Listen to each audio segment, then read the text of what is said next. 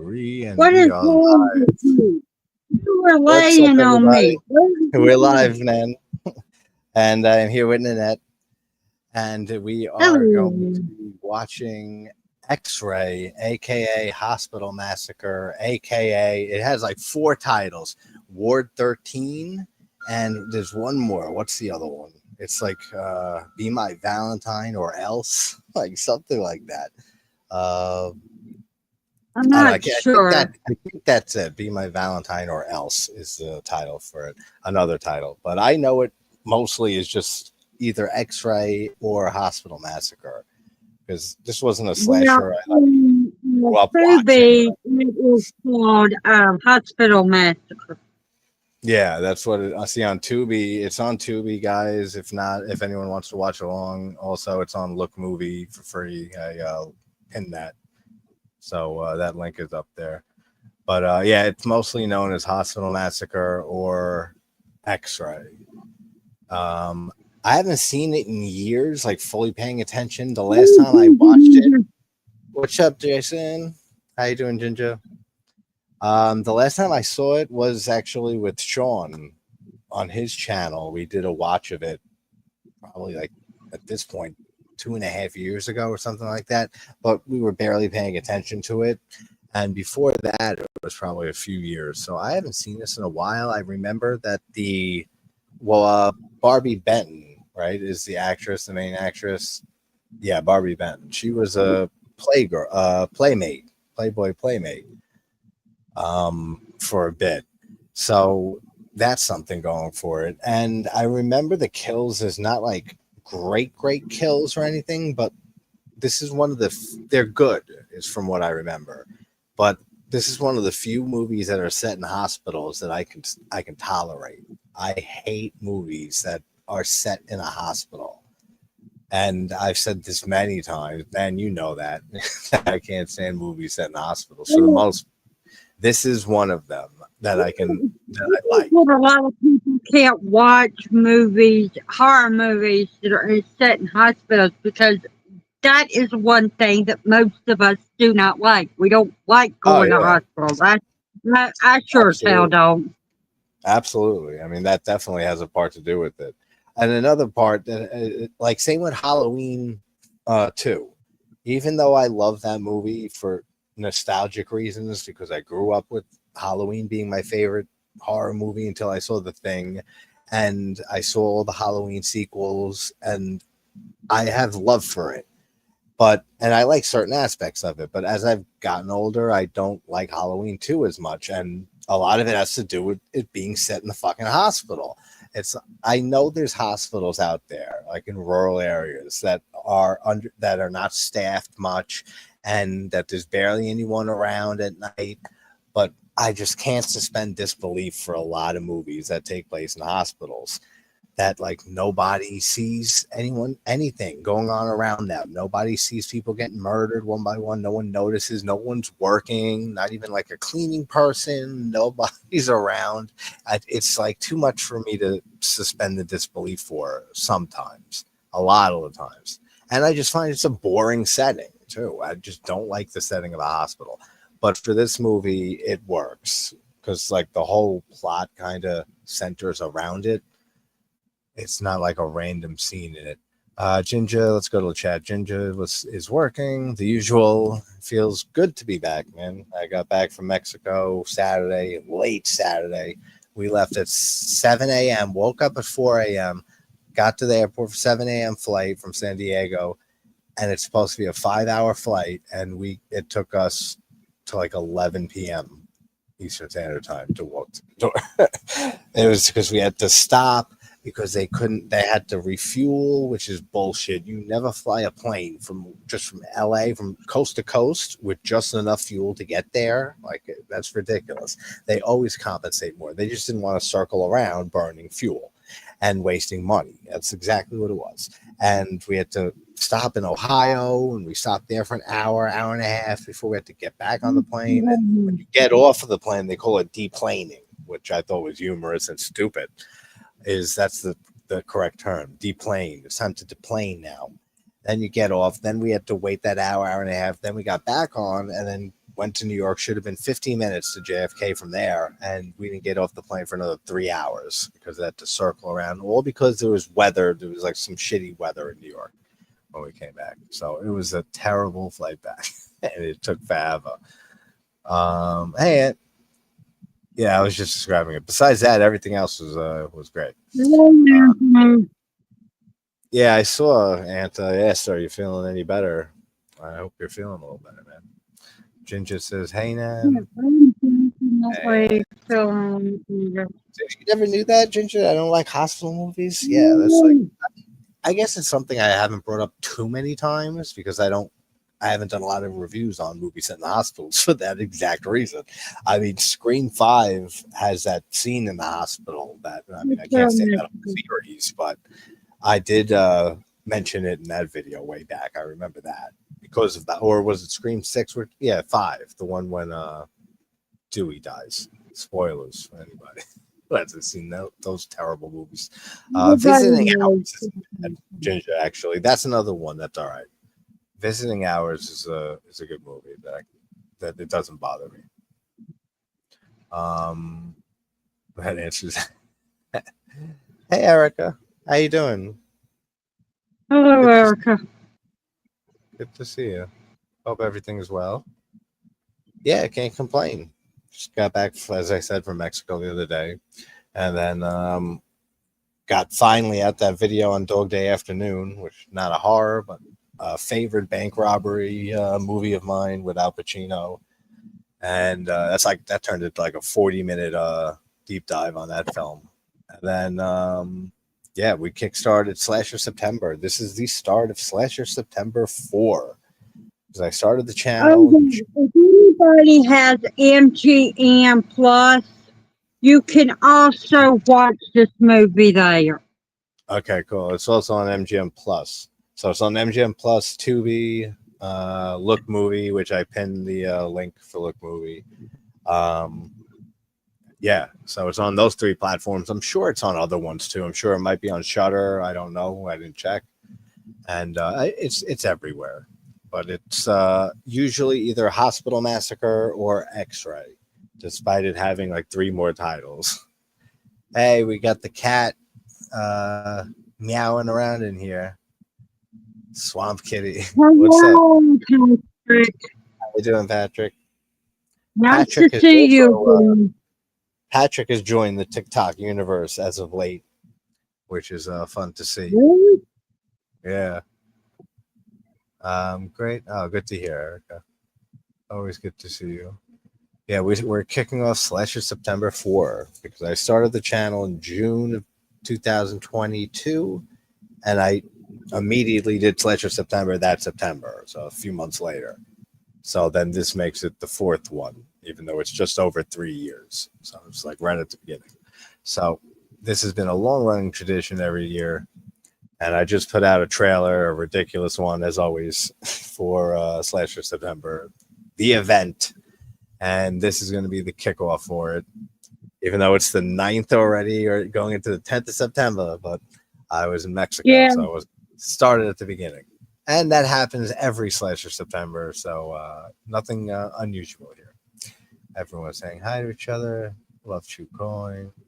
Hey, reminds me that when I went on to Tubi, I was going to say this. I went over to Don's live stream, and why can't I remember the movie that he was watching? Dang it. He was watching something that was on Tubi, and when he goes on the Tubi after he watches the movie, he was like, let's go down and see what they recommend. And he was talking about a movie that I forgot all about till I went on there, and I'm like, great. Which I was going to watch them. It's the Shining, which they finally put it on streaming services. Yeah, it's on Tubi now. The miniseries one, right? Yeah, that's what I'm talking about. Yeah, I can't stand that. I love the series. Jack Nicholson one. No, yeah, the series. I like that series, but I hate that kid. He's right below Bob from House by the Cemetery for kids I can't stand in horror. The most annoying kids. That kid is so I can't with him. Well, I find the kid that was in the original annoying. I could see that. I know people who find the original Danny annoying too. But something about him in the miniseries, it's the teeth, it's his face, like that's part of it. But he's also very annoying too, like just his look. But same with Bob, like Bob is more the voice because it was overdubbed by a woman, and did like an older woman did like Bob's voice for House by the Cemetery. Have you ever seen House by the Cemetery by, Yeah, by Lucille I have. Fulci? Yeah, that's That the one. movie. Yeah, that's the blonde kid, Bob. Oh, that voice. Yeah, Erica, it's crazy that we're in September already. What? Most children are annoying. Yeah, like for his voice, Bob's voice in House by the Cemetery, they had an older woman dub the voice in. Like it wasn't a kid's voice; it was an older woman doing the voice of a younger kid. And like it's just like, oh mommy, why mommy? Like it's like terrible and it's grating to the ears. It's the only thing that makes that movie not as great and a 10 out of 10 film as the other two movies in Fulci. On my stream the other day, but there's no way I'm going to see that movie at Walmart unless I Yes. actually go looking for it online, and they have, Yeah, I can because see that. I don't go places, and so I am going to. I'm lucky that I can get a transport to take me to the drugstore, and I'm going to the drugstore Friday. Yeah. Okay, you remember me telling you I couldn't find this? Well, Yeah. I ordered a replacement, and then they wouldn't let me cancel it. But I talked to a guy at Amazon, and he was like, "Well, I can. Here's what I can do for you. You can return it to us as soon as you get it, which that ain't gonna happen." And CVS has a drop-off box that's Yeah. UPS drop-off, and so I got the. I'm misusing my privilege because I'm not going to the drugstore for the drug. That's What funny. they don't know ain't gonna hurt them. Yeah, I mean, I know people who boycott Walmart like in general, but that's a whole other thing. That how I have to go to Walmart. Um, yeah, Bob, I my insurance, this, they give me money for yeah, food, of but course. you can go to any store if you go in person, which I can't afford that. Hmm. You can go to any store and use it, but the Okay. only place you can use it online is Walmart. Yeah. So I can't Oh, boycott that's the why. damn Yeah. thing. All right. I'd love Pat, to. this is the comment I have an issue with. You're saying House by the Cemetery is Fulci's weakest film? There's no way. He has much more weak films than House by the Cemetery. I know you're not a fan of that movie. I don't remember your full thoughts on it. I just remember you not liking it anywhere near as much as the other films in the Gates of Hell trilogy. If you mean weakest in that trilogy, absolutely. Like City of the Living Dead and The Beyond are my favorite Fulci movies and are my 10th favorite movie of all time. Like tied for it. But like I don't know, Fulci's weakest movie, it's nowhere near his weakest.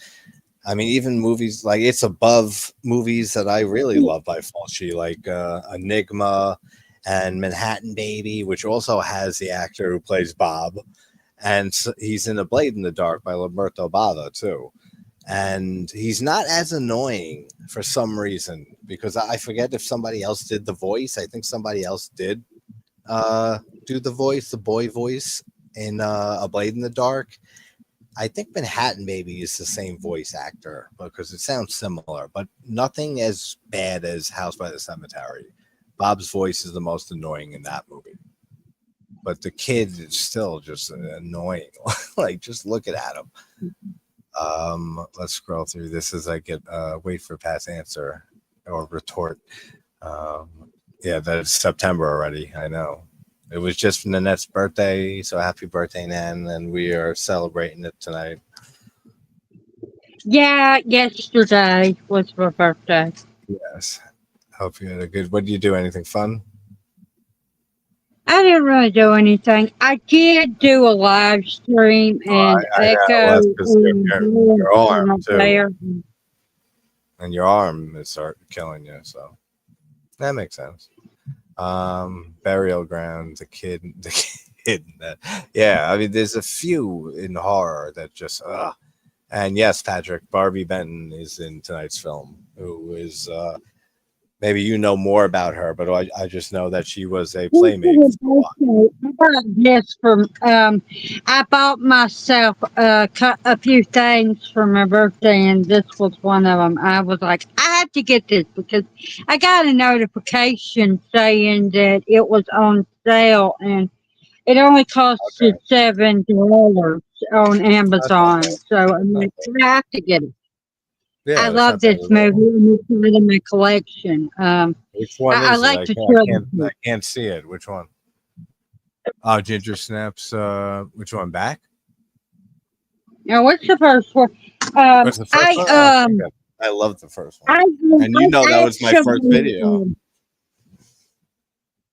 yeah, You know? That was my I first video on the actually, channel. you're the reason I actually went and watched Ginger Snaps because I seen that video you did, which was the first one, and I'm like, Yeah. you say it's a good movie and it's one of your favorites, and we've Your talked about favorite this. You don't werewolf really movie. Yeah. like werewolf movies, Yeah, and I'm the exactly. same way, and it's my favorite now. Yeah. Right. It's such a good one. In the werewolf genre, like there's, like we said, there's, and I say often, there's not many that I love. Like there's classics like American Werewolf in London and The Howling, which Pat mentioned a little bit ago, and like Where and Dog Soldiers, the original Wolfman, and a few others. What other ones are there? American Werewolf in Paris isn't too bad. Yeah, Silver Bullet. That's another good one. It's a good movie. There's another one I'm thinking of that I can't. I'm blanking on the name for some reason. Which You one? like Wolf? Bad Moon. Bad. Yeah. That's another decent one. Bad Moon is one that doesn't really get brought up a lot, and that's basically it. I mean, there's just like maybe a dozen or two, werewolf movies that I watch or care for. But I've always loved Ginger Snaps, and that was just chosen at random as my Talking first about video. the sequel to it and everything. My aunt, I've talked about Judy before. She sent me. Actually, I'll show you. She sent me this for my birthday, and Oh, nice. one of them ladles that and it's got Nightmare Before Christmas, and she also sent me a card with $30 in it. So I went up to Dollar General and I got applesauce and an Amazon gift card for $25, and Oh, there you I ordered one of them stress relieving toys that you go. can Okay, yeah, squeeze. they squeeze them. Yeah, those are addicting. Mm. If you got one laying around, And I Eric. got Stephen King fairy tale, and I Okay, got Ginger Snaps too. yeah, I like the second movie a lot. Actually, I like the sequel a decent amount. It's fun, and that really shows Emily Perkins her acting. Like, it's, I think, better in that movie than the first movie. I think that she everybody talks about Ginger, but Yeah, that this Catherine is. movie and the second one, they can't be without each other. Uh, Even though Ginger's dead and it's all in Brooks' head, it, Yeah, it doesn't. You can't have these movies without both of them because they complement yeah. each other. And Oh, they do so well. They really do as sisters. They're like the perfect sisters that have that bond for life, that are opposites in so many ways, but understand each other like better than anybody on the yeah. planet. Bring Her Back. Eric is talking about. You have to hunt around to find it. I don't know. I still didn't do a video on that movie because I want to rewatch it I because didn't watch that I movie. liked it. I thought it was very good. I thought it was very good. Just like Talk to Me, I thought was very good.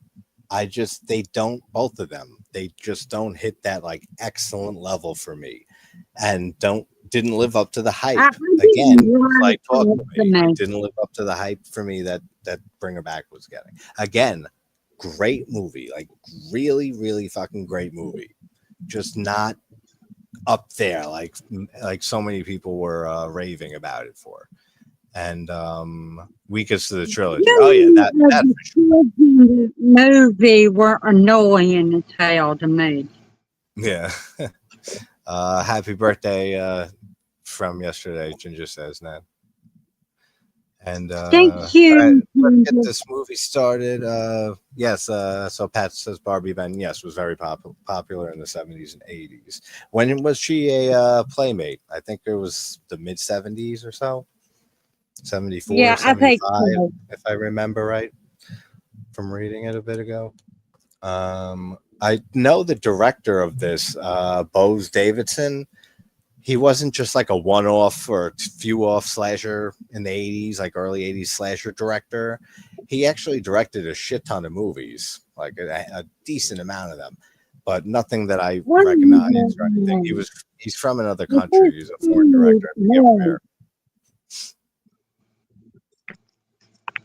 For those who haven't seen this, here's the to be synopsis. A hospital becomes hell for a woman whose x-rays are altered by a psychotic killer to make her look deathly ill while he kills all who come near her. And that is Barbie Benton's character, the main one. But there's some decent kills in this. They're not great from what I remember, but something about this movie, I do like Barbie Benton's performance, and I do like the killer in general, like how he looks. He's just a murderous doctor, but still. And I remember the motive being pretty good. And the hospital setting just works for some reason for me in this movie more than any other hospital, like most other hospital films. Ginger, all right, I'll be floating in and out of the chat, but back-to-back meetings the next year. Sounds good, man.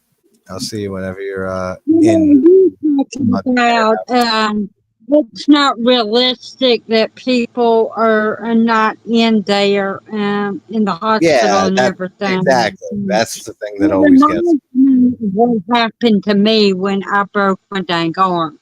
Um, Yeah, I um I was in the dang hospital for 9 damn hours, but everybody was like, they kept you there that long and not doing anything. I'm like, they were on top of me the whole damn time. And yeah, part of the yeah, reason I'm telling my friend Sarah about this, and they were.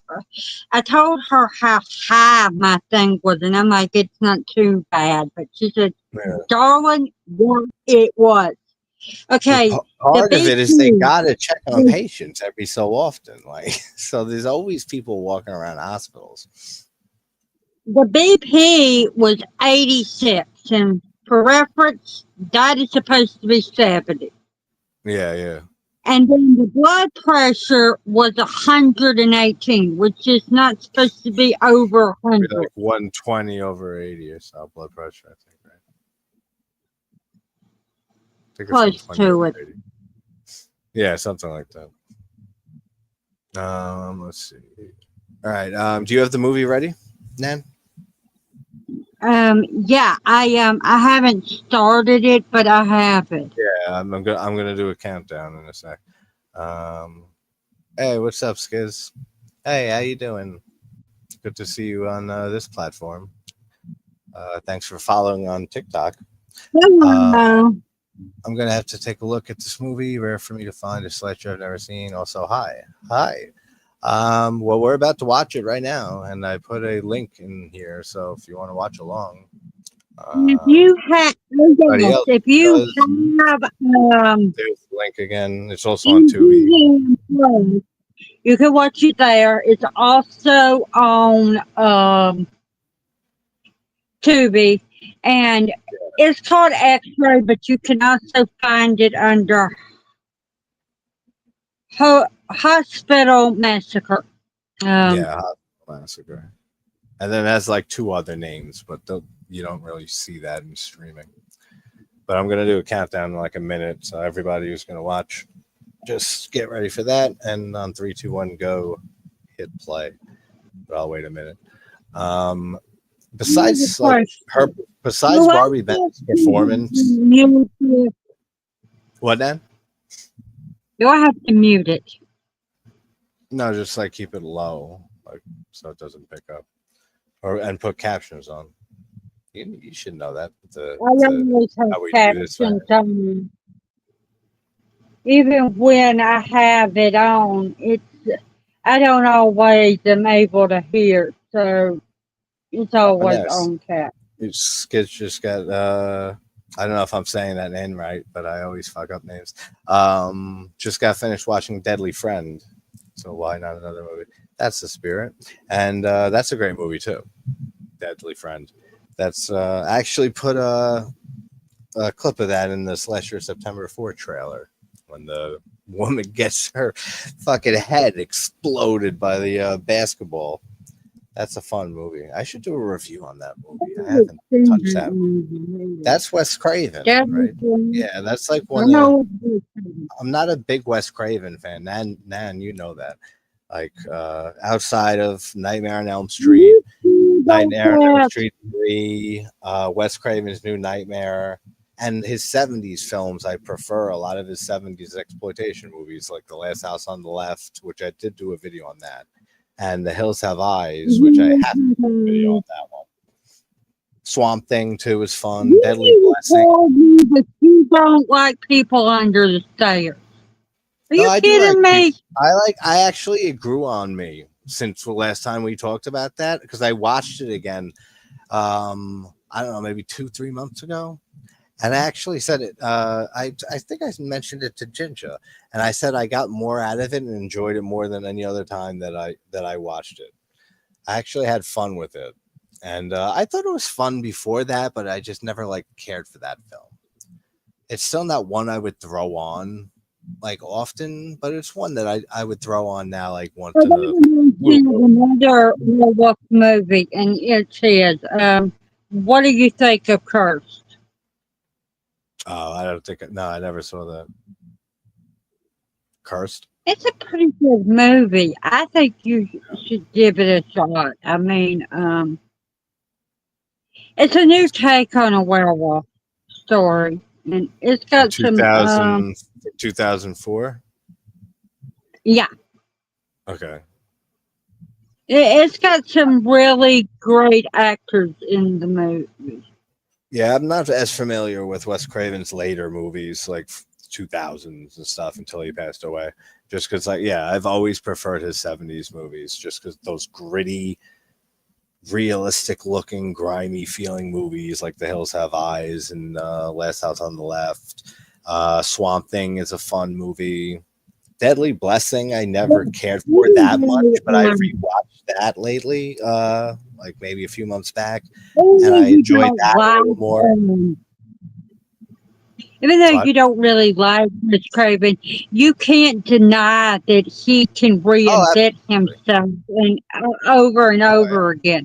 100%. 100%. What did you think of his nonfiction movie? Which one?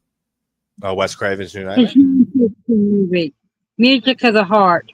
Oh, that one, I never saw it. I never saw Music of the Heart.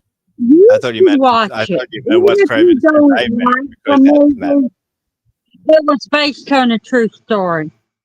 And anytime someone buys that movie, the money gets sent to the kids that proceeds goes to them kids that the Okay. movie's about. Okay. That's something I gotta check out. The reason I Um, say you should watch it and everything, I know how much you love music and everything, and yeah, no, I should check that out. It sounds like something interesting because I that's think, I mean, more intriguing. Scream isn't like because of that whole series, and you guys know how I despise Scream, that whole series. I mean, I don't despise the first movie, but everything else, really, for the most part. But that kind of just tarnished his name for me a bit, like at that point, which is why I haven't I didn't keep up to date with a lot of his releases post Scream. But then a lot of people always say, and I always tried to figure it out, like it's not Oh, the meta aspect. It's not the meta aspect of Scream because I love Wes Craven's New Nightmare. That was 2 years before Scream, and he does it excellently and handles it all great there. yeah, what Ginger is saying about People under the stairs, yeah. her having Christina Ricci and Jason Johnson in it is true. Josh Jackson, okay. Yeah, Yeah. Christina Ricci. I like Christina Ricci. Hey, what's up, Russell? All right, let's get this movie underway. We're gonna do 3, 2, 1, go. So you ready, Nan? Yeah, I am. It's 3, 2, 1, go.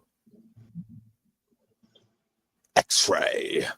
What title do you guys like better, Chad and Nan? X-ray or Hospital Massacre? Because I always talk about Italian horror when I talk any type of Italian horror. That there's so many alternate titles there, and there's Yeah, never a movie that I love both titles for. It's always one or the other. Like I either love this title, like one title, and can't stand the other one, or it's the other way around. There's never two I titles for a movie that I think like both. both of them. But I think that calling it Hospital Massacre makes more sense. I suppose. I don't know. Because I haven't seen it, Yeah, well, but X-ray also does make sense, for what X-ray, you because it say, plays into the plot. It does make sense as X-ray. the extra plays into the plot too. Either way, Yeah. it I like X-ray, I think, the most. Even though I think Hospital Massacre is much more straight to the point, like type of title. This is actually one of those an example of one that I don't hate one of the titles. Like with Twitch of the Death Nerve, Mario Bava's film. A Bay of Blood is the other name. I don't hate A Bay of Blood, but Twitch of the Death Nerve is the greatest name for a movie, in my opinion. I love that movie, that title. Ginger says Hospital Massacre. Says, all I right, so a lot of people absolutely love it. Hospital The Trouble in Little China. My favorite movie that is John Carpenter collaboration with Kurt Russell. Which one? Escape? Little Big Trouble in Little China. Oh, okay. Love that movie. That was a favorite of Dave's. Dave's I used to love like Big Trouble in Little China. I like the movie that you were about to say and everything, Escape from New York. But one problem I have with it is that I want to beat the crap out of you know who because he was such an Oh yeah, asshole at the yeah, end of the I know. movie. Well, I mean Snake that shows Plissken. that he did his job effectively. Those are other movies I got to do like and finish up. I only I did like don't two like that I want Carpenter to movies. that I hate Donald Pleasance because I love him in so many things. Oh yeah, no, And, that's just how he is in that movie. All right, what's up, but Scott? Tomorrow's your birthday. I'll be 36 on September 10th. Nice. Nan's birthday was just Monday. Yesterday. My birthday is on the 20th, so we're gonna do something, some type of stream. I'll pick some movie. Maybe we'll watch Happy Birthday to Me because I did a review of that on and release it on my birthday, like the first year of the channel. And Bloody Birthday. I did both of those back to back reviews on that. So I haven't talked about that movie in a while. So maybe I'll do a stream of that, a watch along of Happy Birthday to Me. That's a fun one.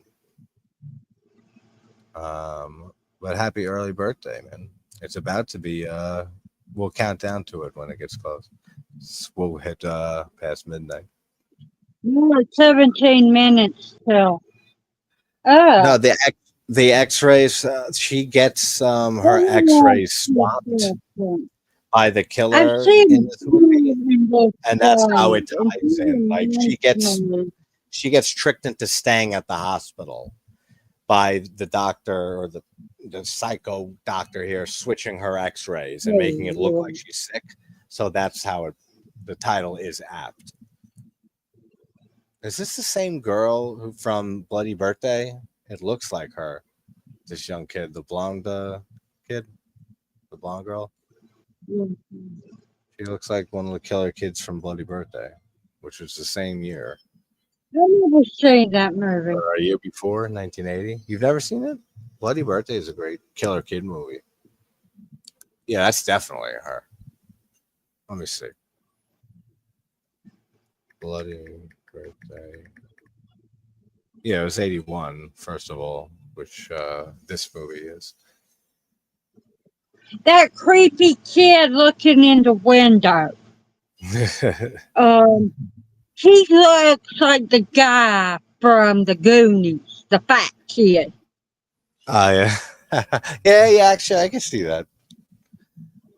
Yeah, it is her. It's the same girl. That's what I figured.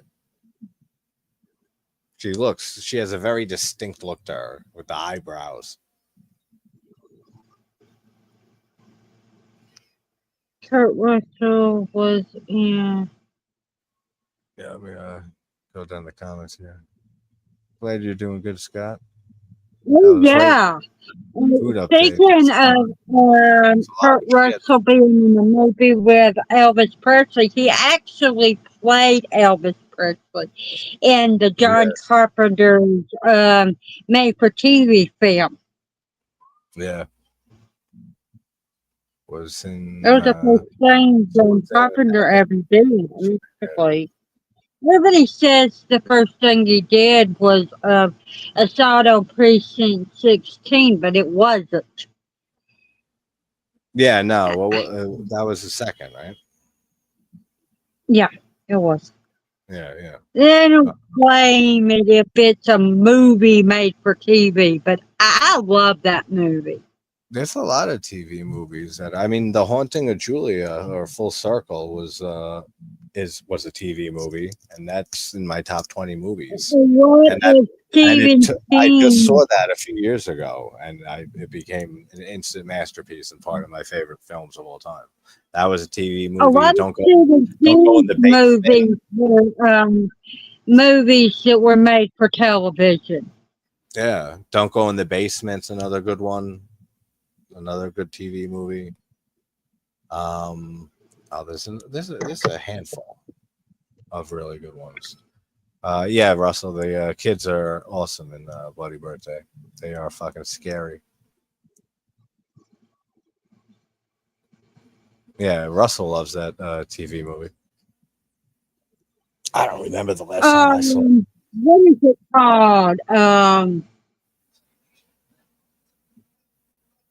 Dark Knight of the Scarecrow is another great example of a TV movie. Yeah, there you go. That's another one. Did you ever see the sequel that came out years and years later? Yeah, it was I never saw it. It's never been made.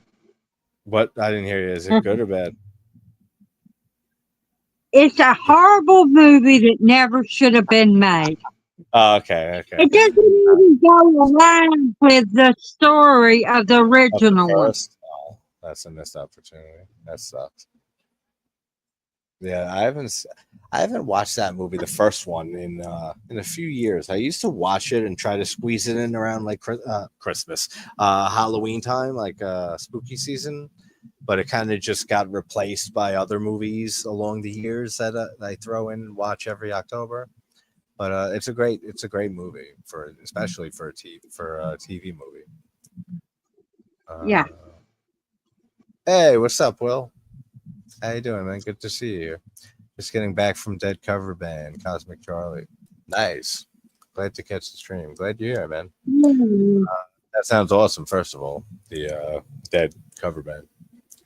I never got to see the actual Dead with Jerry. Jerry died when I was 5, but I've seen every incarnation of the Dead that you could think of besides like after that, like Further and Bob Weir and Rat Dog and Phil Lesh and Friends, Dead and Company, and just the Dead, like every incarnation that came after that, after he passed.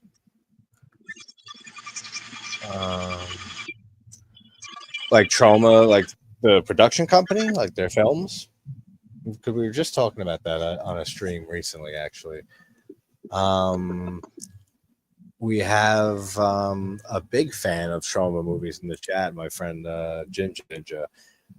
But I've never been a big Trauma fan outside of a few movies.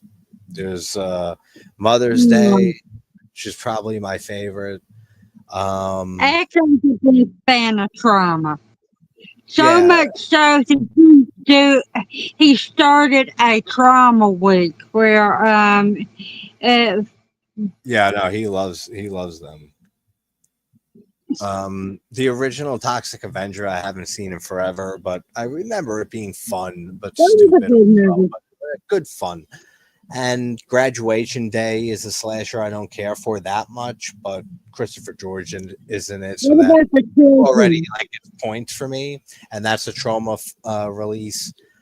And that I never dove much into like other Trauma movies because they're just not really for me. Something is different about them. movie The Children. You know that's Trauma. Which one? The Children. Oh yeah, that's another great movie. So that one too. And like I said, there's probably some releases that are released under Trauma that I'm just not thinking of or remember that are also like, oh, those are good movies, but I don't think of them as a Trauma film. Let me look them up quick. Let's see like if there's any movies that I'm not thinking of that are Trauma films. I don't know what the difference is between like Trauma and Full Moon films and who's the other one? Roger Corman, where I love most Roger Corman films and most, not as much present day, like the last 10 years, but most Full Moon like movies. I don't know why. There is a Trauma movie, Russell. Yeah, I don't know why Trauma films for some reason just I never were my thing, but I love Full Moon for the most part, and I love Corman's movies because they're very similar minds that started all of them. Charles Band and Kaufman and Corman, all kings of low budget movies and pumping out all these low budget films one after another, like multiple ones a year, known for being able to just make the most of the little money they have. And they made so many films, and they were all very business minded people, all three of them who headed those companies. Is the new Toxic Avenger? I haven't seen it. Ginger, have you seen it? If you're listening still, or anybody else in the chat, if you've seen the new Toxic Avenger. I didn't think that movie was out yet. Yeah, I've been hearing decent things. Right now. I don't know if it's out officially yet, or just people saw early screeners or previews. But I have heard or seen people post some reviews. To later this month, like the 28th, I believe. trying to find like the whole filmography list of trauma.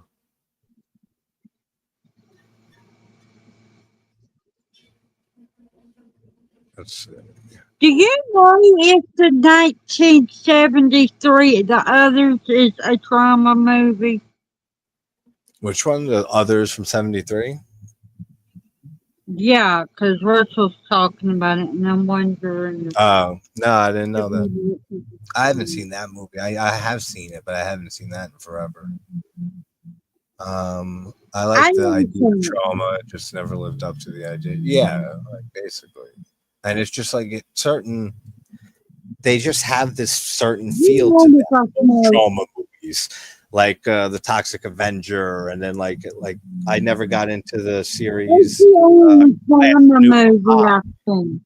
Class of Nukem High. Man, you ever see those movies? And then the slime girls at the Bolorama, whatever, some shit like that. Ginger likes a decent amount of those movies, but like I've never got into any of those films, and like they all have that same feel, like that same type of humor, that same type of tone.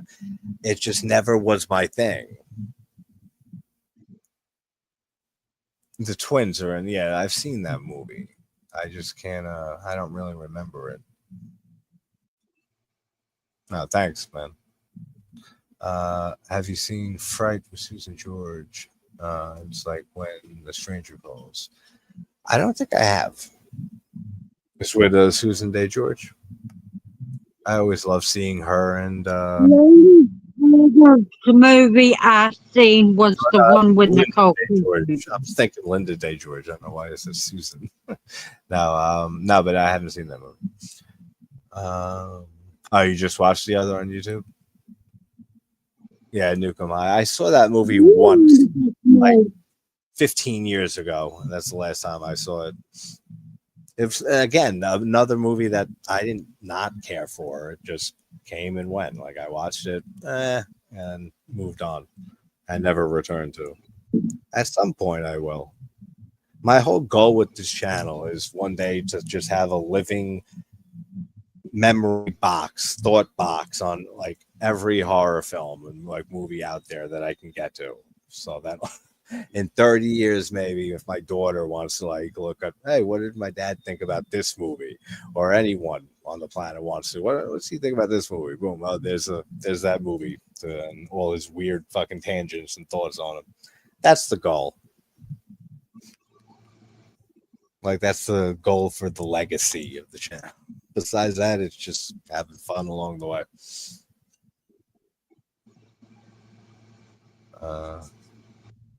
Straw Dog, that's another good one.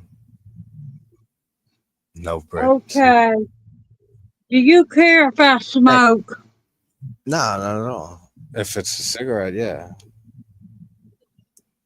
And you can always just yeah, if it's a cigarette, that's fine. I was gonna say you can just shut your camera like I do. That little stuff on camera. It's illegal where I live at. Yeah, it's legal where I'm at. It's not here. And it was legal in California. Hey, Paula. I'll be right there. Hey, Paula.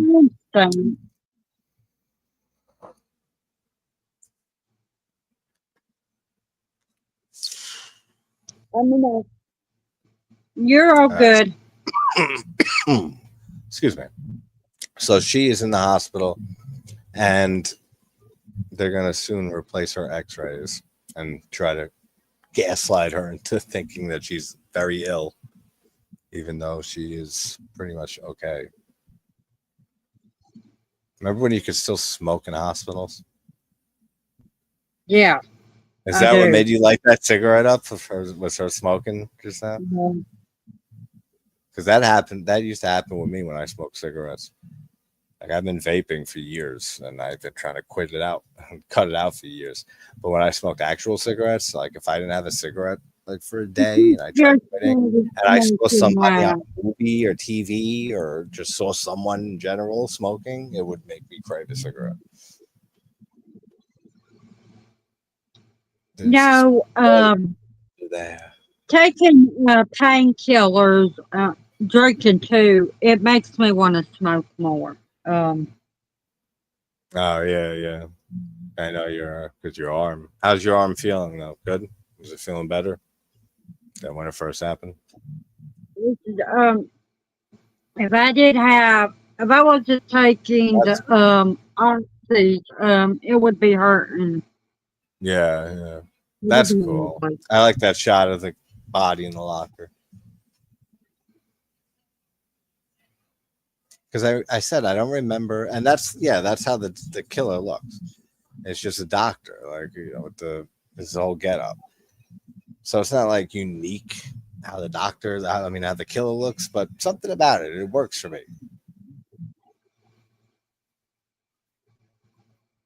It's kind of like the movie The Dentist by Brian Usna, which I wish I I'm talked not with him looking the when I movie. had him on. I wish I talked more about the Dentist films. I mean, we went on for an hour and a half, but a lot of it was Reanimator, From Beyond, Castle, not Castle Freak, um, Dolls, and then Society and Bride of Reanimator, stuff like that. There was so much to talk to. Maybe we'll have Brian on again sometime. Never apologize, Paula, for being late or apologize for anything to me. I'm sure some people like being apologized to for something. Uh, love the Bolarama film. So funny, the puppet. Yeah, it's another movie. I'm I sure can't remember if I've ever even seen Slime Girls. that's Big a fan. Yeah, personal even feeling that I'm not putting myself through. Watching a movie about a dentist that kills yeah, people. The Dentist is a As great much movie. fun as I've had with dentists, no That's a cool way am I what. kill. That's a cool kill, actually. The effect on the face. Because yeah, I don't remember. It's been a while since I've seen this, so I don't remember how graphic the kills are, and I don't remember a lot of them being too graphic. I remember a bone saw kill where the doctor takes like a bone saw and goes to kill somebody, but then it takes place behind a curtain, and so you just see the shadow and you see the blood squirting all over the place. It's all right, but like you don't see anything. So I forget if a lot of the kills are like that. The Dentist is great. Yeah, I love the Dentist films. Nice to see you too, Paula. Hope you had a good weekend. And hopefully that's continuing through the week so far. Russell, you're not a fan of the Dentist, huh? I don't know. I mean, there's not a lot of great kills in it. One, so I could say that, and I could see that side of an argument if somebody said that the kills aren't there, because there aren't really a lot of kills. It's more of like I don't even look at it like a slasher film. They're more of character studies, kind of like Maniac isn't a full-on slasher to me. It's more like a character study, and a lot of slasher movies that get miscategorized as slashers that have slasher elements, but I just look at them differently and look at them as character studies. Yeah, Corbin Burnson or Corbin Benson. I always fuck his last name up. I think it's Benson. Could be Burnson, something like that. Corbin It is Burnson. Corbin Burnson. Yeah. I wish they made a third Dentist movie, because one thing I'll never forget when I used to go to Blockbuster as a kid, like once or twice a week, at least once a week, every Friday, my parents would take my sister and I to Blockbuster and always rush right to the horror sections, like from 6, 7 years old, like right after I saw Halloween, which was my first horror. And then I would just run. My parents didn't give a shit. Fucking, it was the early '90s. They didn't care as long as you rent something and all right, cool, you go watch that for the night and keep yourself busy. And everything would be horror. And I would always look at certain VHS covers, and Dead Alive by Peter Jackson, which is my favorite zombie movie. It's one of those covers I always looked at, and The Dentist too was one that I always stopped to look at with the razor blade like replaced all the razor blades for teeth. That always freaked me out, man. That cover. It's such a great cover. You have to rematch the dentist. Yeah, you're damn right, man. You got to beat the shit out of him. He beat you last time. Rematch him. I know you meant rewatch, but yes, you got to rewatch it. Yeah, I know you said the exact same thing that time too. Favorite blockbuster cover is a good question. Yeah, what's that is a good question actually. What is everybody's top three? We'll narrow it to and not throw everyone on the spot with one. What's everyone's favorite horror VHS covers from back in the day? So let me think. If I Well, had you all talked about time, one of my favorites. I absolutely, I love Nightmare on Elm Street that's up there 3, for me Dream actually. Yeah, Warrior. great. Yeah, that one's actually up there for me. That was stewing around in my head. The Exorcist is another one that stood out to me all the time. Dead Alive, like I said, or Brain Dead, but it was Dead Alive here. Like when I saw it, that's what I knew it as. With the skull with in the girl's mouth, with the girl, and then inside her mouth is the skeleton face. That's one I remember that vividly, like seeing it for the first time when I was like 7, 8 years old. And the Child's Play ones also, particularly Child's Play 2. That one's another very memorable one and a favorite of mine. Oh, there's so many, but those are ones that come to mind instantly. The Um, Dentist too, The like I said. Exorcist 3 is another one. Which one? The Exorcist 3. Yeah, that's another one too. That's a great one. I just miss the artwork from movies. Oh, Maniac. Maniac's another one. That had excellent artwork, just with the jeans holding the scalp and the blood dripping, and that is one of the top ones. Night of the Living Dead. I'm not sure which VHS one it was, but the one I saw back in the day had Night of the Living Dead, and it had just like the ghouls walking on the graveyard, and it was like a black box. That's the one that the Blockbuster near me had. Another one was The Return of the Living Dead. Those Yeah, three. Return of the Living Dead 3 actually is a cover that I really remember vividly, but it's a movie that I don't even remember if I saw, first of all. And I was never a fan of that whole series. I was never a fan of Return of the Living Dead or the second one. I don't know if I saw the third one. Dr. Giggles is a fun movie, Russ. That is a fun one. I just had that playing in the background like a few weeks ago.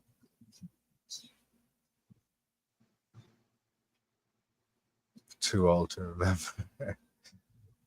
Demons, that's another one. Thank you for jogging my memory there. Creepshow is another one too. Pumpkinhead, I was never a huge fan of that movie. I came to appreciate it more as the years went on, especially, I mean, the Stan Winston directing, his whole creature design, the way they brought Pumpkinhead to life, Lance Henriksen's performance. It was that one was more of a grower on me, and I still never saw the sequels. I don't think I ever did. Maybe I saw the second one and just don't remember it. But Demons, I will always remember that cover, and it's still a favorite movie of mine. And Creepshow is my favorite horror anthology. Straw Dogs. That's basically the top three right there. And those the latter two are interesting because they both have or got remakes way down the line and around the same time, like a year or two apart, or 2009 and 2010, I think. I Spit on Your Grave and Last House on the Left, where I actually prefer the remakes for I don't want to say for both of them because I do like the original Last House better, but I do like the remake better for I Spit on Your Grave than the original. But Last House on the Left, the remake is a very good remake too. So I mean, both of them got really great remakes.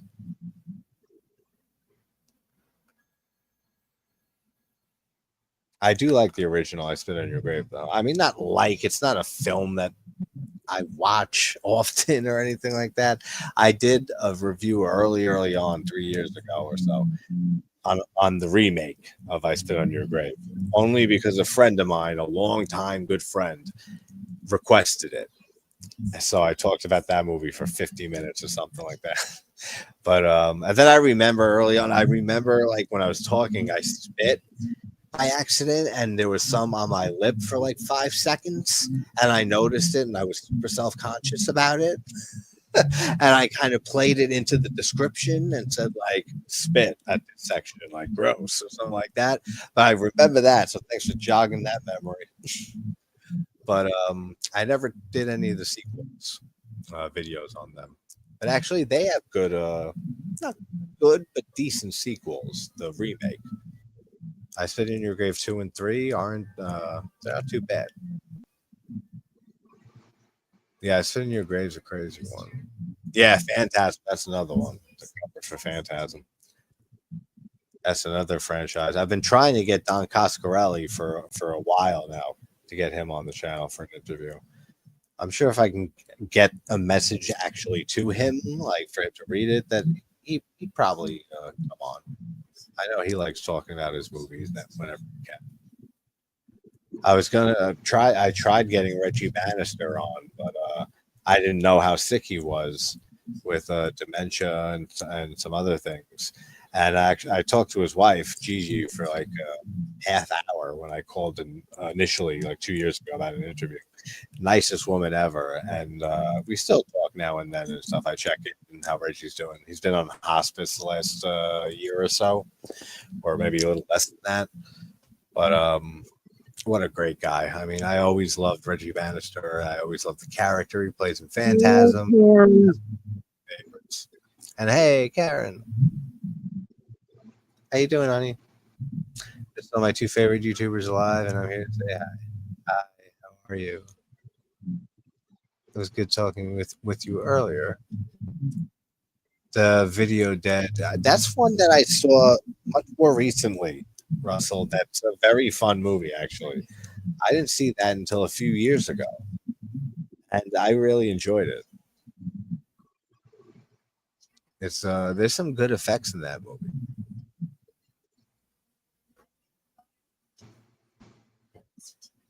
All right, so she is trying to get out of this hospital, right? Just they won't let her.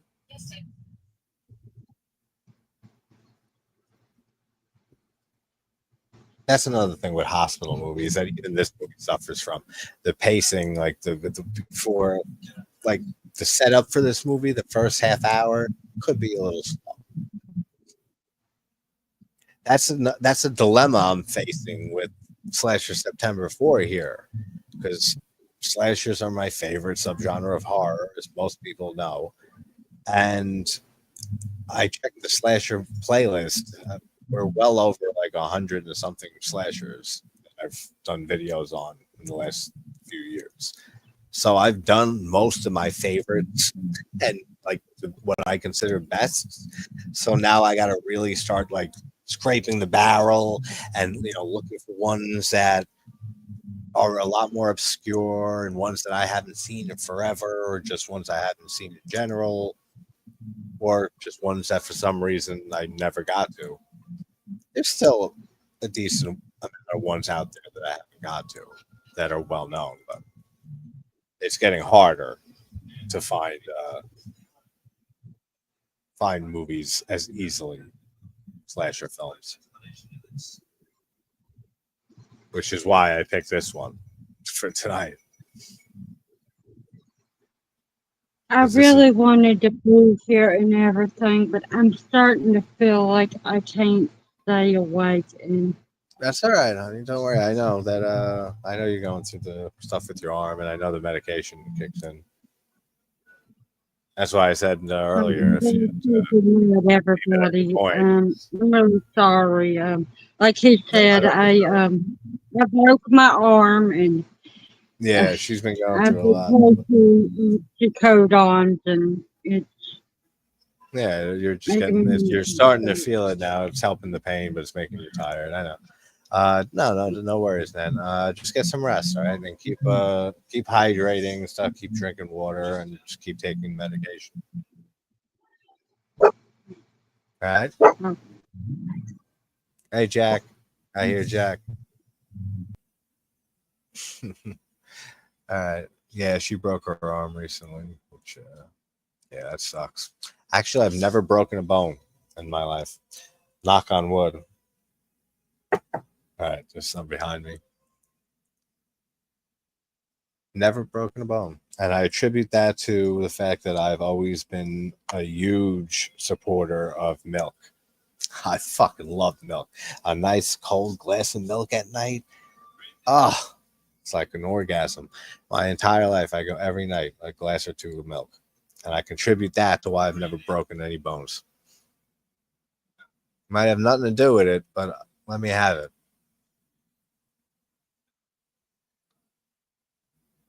Halloween 2, Best Hospital. You're talking the original Halloween 2, not Rob Zombie's H2, because it doesn't all take place in the hospital. I was talking about that earlier. I mean, I love that movie just from growing up with it.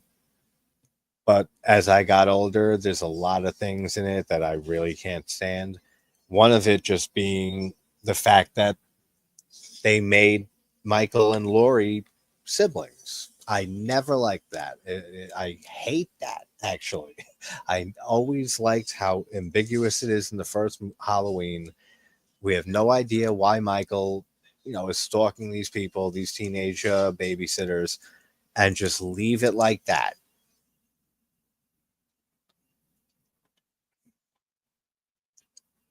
Instead, we just get it explained away. Oh, it's because Michael's her brother. All right.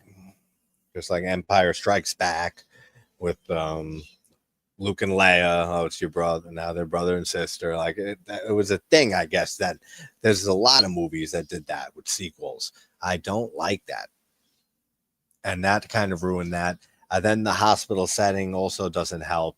And the fact that Jamie Lee Curtis is in bed and just playing a damsel in distress for like 75% of the movie doesn't help it either for me. So nowadays, I really don't care for Halloween 2 that much. I'll watch it. I usually still watch it every October whenever they have like a marathon of the Halloween movies. I'll watch it. I'll enjoy it. I have fun memories with it. But it's one that I've liked less and less every single year, basically, since I was a kid. Yes, as always, Karen. Night of the Demons, actually, Russ, that's another movie that I don't dislike, but I never loved. For some reason, I never could fall for that movie fully. It's fun. I should try again with that one. Her cross earrings are the right way, but when a demon, when she's a demon, they're upside down. That's funny. Yeah, I love continuity errors and shit like that. Yeah, I'm way behind on chat here. Dude, milk is fucking delicious. What's up, Ben? Hell yeah. Glad to hear somebody else championing milk. Nothing like a cold glass of milk. Really isn't. Especially if you're having a cookie of any kind, you better have milk around or I'm going to kill somebody until I find it. That's how integral milk is to the cookie eating process in my life. But yeah, you need at least a cold glass of milk a night, and then you won't break any bones. Again, this is not a medical channel. I cannot give any medical diagnoses or suggestions. So don't go drinking a bunch of milk and become a fat fuck because I'm saying it's going to help you not break a bone. But it is delicious.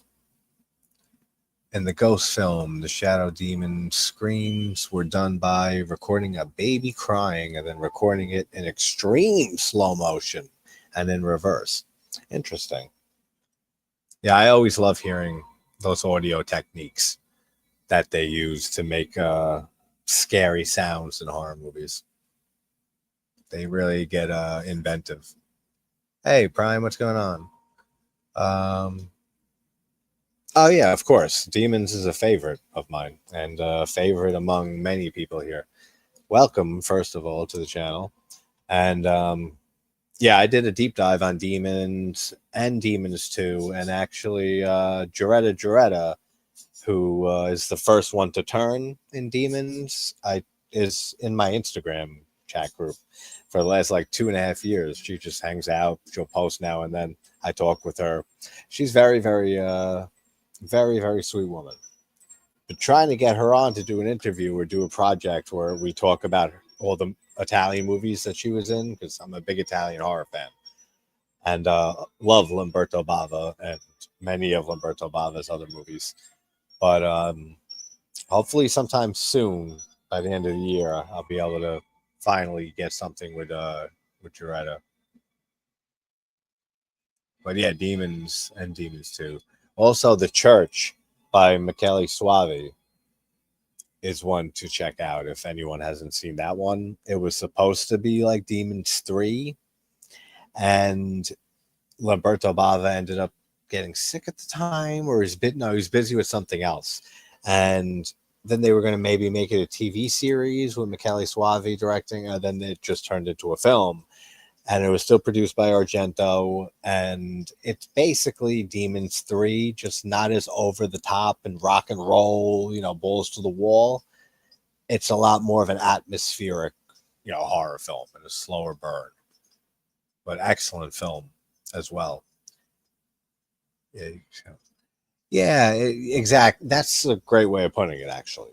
It's like, yeah, you could tell that Carpenter just wanted to do something else and that he didn't expect the original Halloween to take off the way it did, and he was just kind of going through the motions a bit. Yeah, Demons 1 and 2. Yes, and Claudio Simonetti does the score, or Goblin, for Demons, which I am trying to get Claudio Simonetti on. I'm trying to reach him for an interview because we just had Fabio Frizzi on, who is the composer for a lot of Fulci movies, City of the Living Dead, The Beyond, Sette Notte Nero, or The Psychic, Manhattan Baby, and he did some Sergio Martino films. I think Umberto Lenzi. He still works to this day, Fritzy. But him and his guitarist, who they do a Fulci live, like Fulci concert tour every now and then, called Fritzy to Fulci. And we had the pleasure of having the two of them on and talking about Fritzy's career and how they put that whole live performance on. Yeah, we're big Italian horror fans around here. And just foreign horror in general. But especially Italian. Probably because my favorite subgenre of horror was always slasher films. And slashers are very parallel to giallo films. So, I mean, it's an easy bridge to connect. I have a whole Italian horror playlist and everything with deep dives on a ton of movies. Joe D'Amato, Martino, Diodato, Bava, both Bavas. I did a mini documentary on Mario Bava, who's one of my favorite directors of all time, including my top 10 Mario Bava films. Check that out, actually. That's actually a video I'm proud of, of all the ones I've done. That's one. Which I still got to do, because that's part of a director dive series that I started last year, that every few months I would do a mini documentary, 20-30 minute doc on a director. And I did the first one on Mario Bava and a top 10 listing of my favorite Mario Bava films. And then I did episode 2A, which was George Romero's original Dead trilogy. Then I have to do still 2B, which is his second Dead trilogy and his non-Dead movies.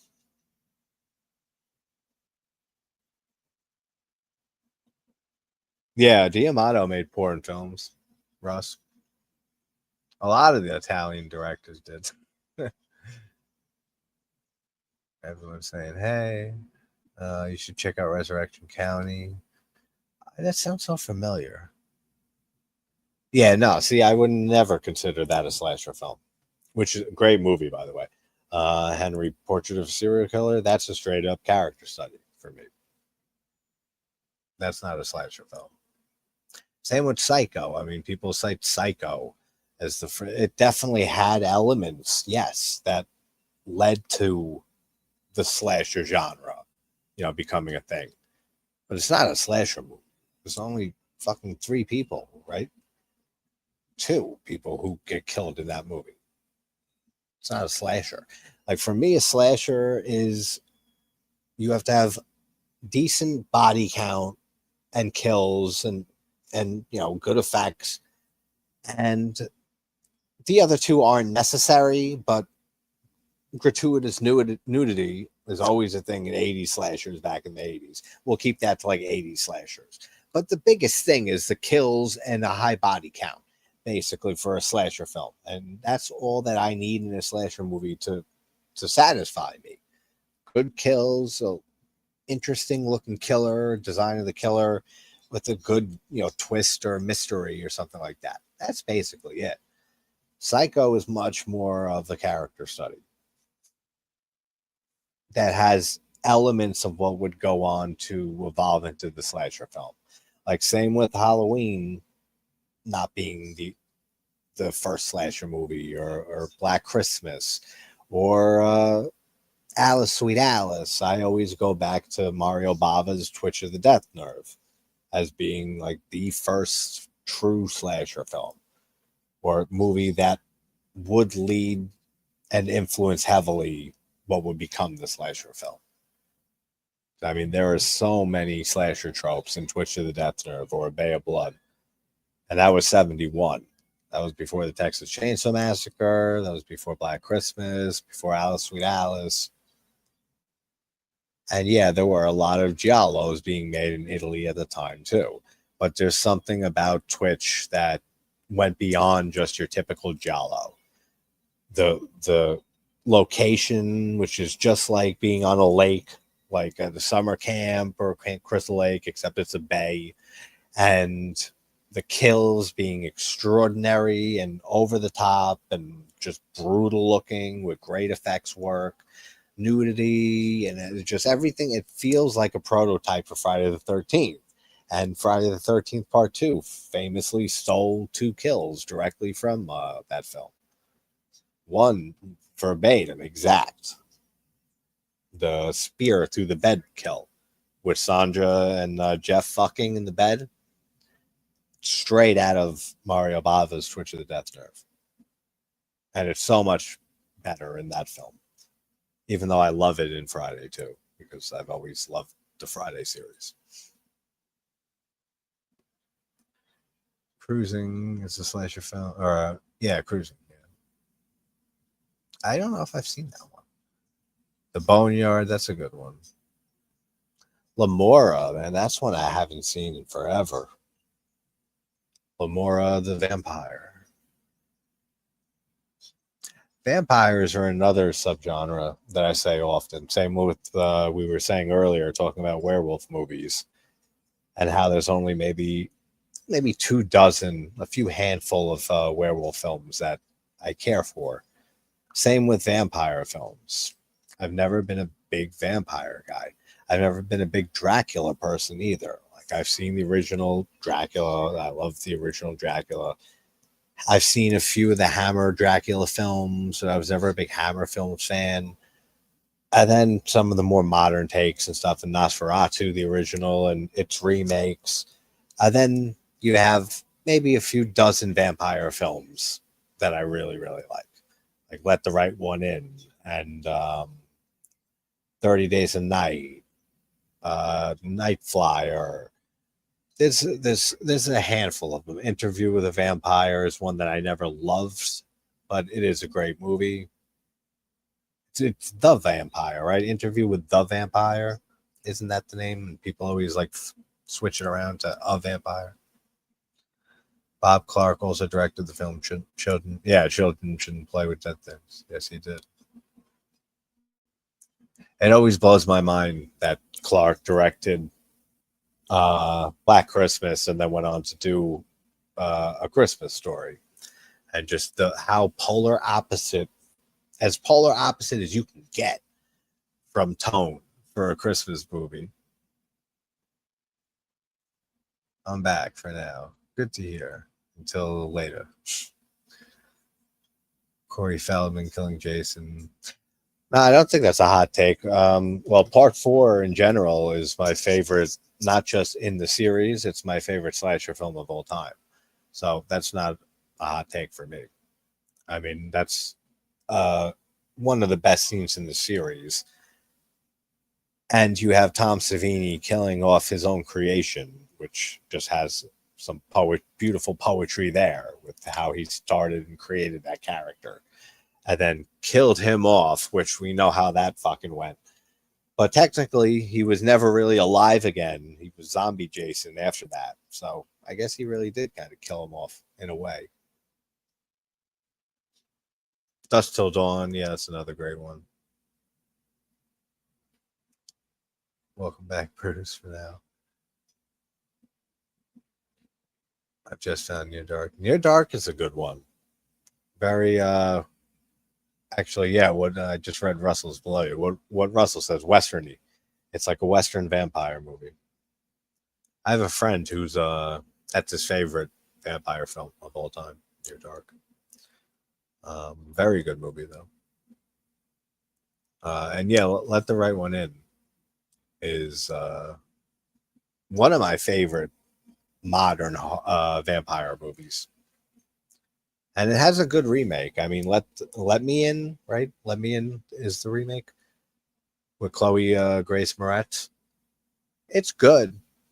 There's nothing really wrong with it, but to me, the original is the Swedish film is so much better in every way. Near Dark is our favorite vampire film. R.I.P. Bill Paxton. Yeah, Bill Paxton was great. I mean, I always loved his film Frailty. That was his directorial debut. Did I? Now it's getting to the point that I'm starting to forget if I did reviews on movies and stuff. Because we've done like, there's 1,800 videos uploaded to the channel at this point. At least a few hundred of those are music covers, maybe like 200 are music covers and like horror themed covers and stuff. So at least 1,200 or so are reviews.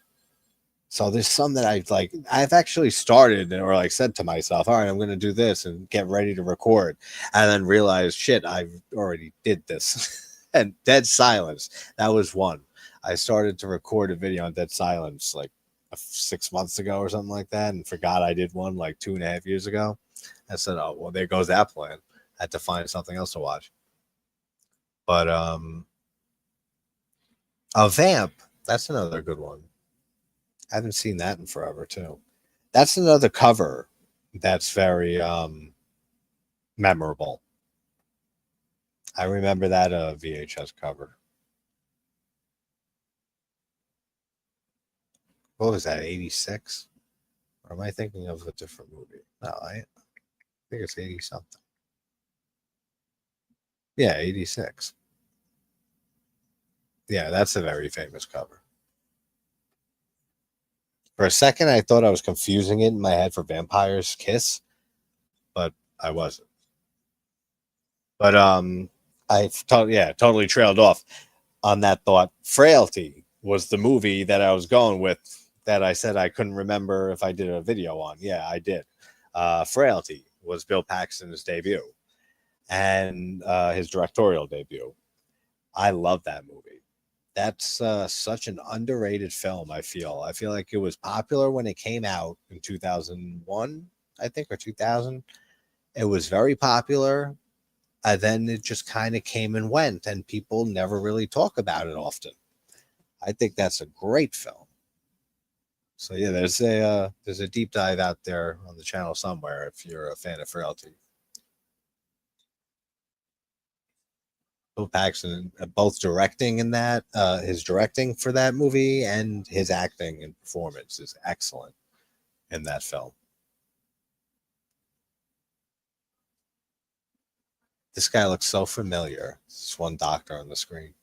I don't know why. I don't know what he's reminding me of. No, not that.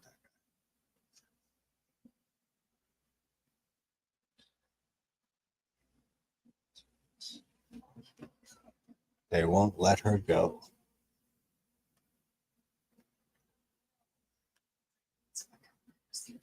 Yeah, so they're telling her that something's wrong with her, like really bad, and there's nothing wrong with her. They just switched her x-rays out. This psycho doctor who's killing patients. Still have yet to see like a really good kill. There's only been like 2. Unless I missed another one. Mortuary. Yeah, that's another good one. Yeah, Mortuary is a good one. I haven't seen that in a while too. Dead Silence. Not that I know of in any way. Dead Silence is the James Wan film from 2007 with Mary Shaw. I don't know any connection to Darkness Falls. It could be, but I don't know of anyone. One Dark Night's a very good one. One Dark Night's a great movie. Let's see if there's a connection between those.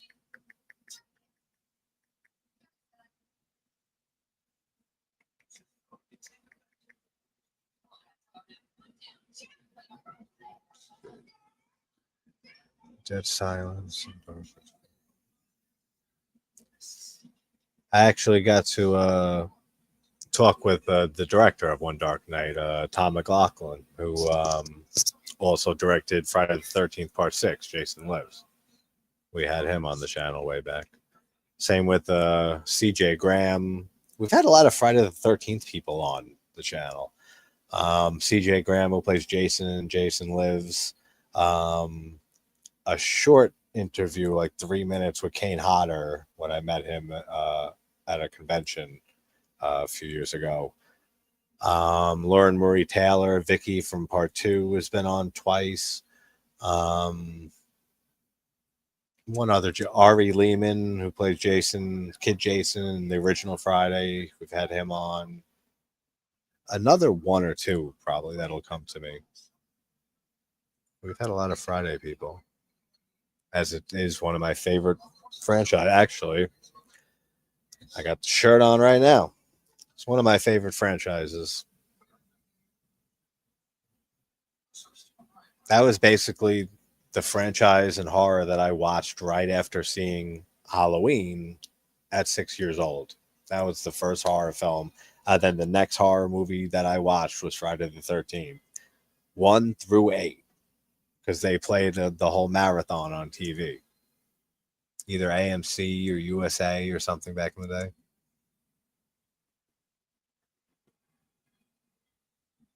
Yeah, Dead Silence is a great one. That's a very underrated movie. I forgot to finish looking that up. What's the other one? Darkness.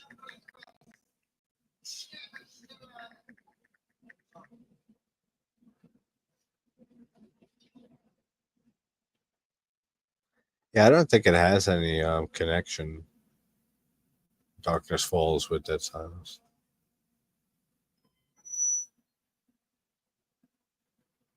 Nothing that I can tell at like first glance.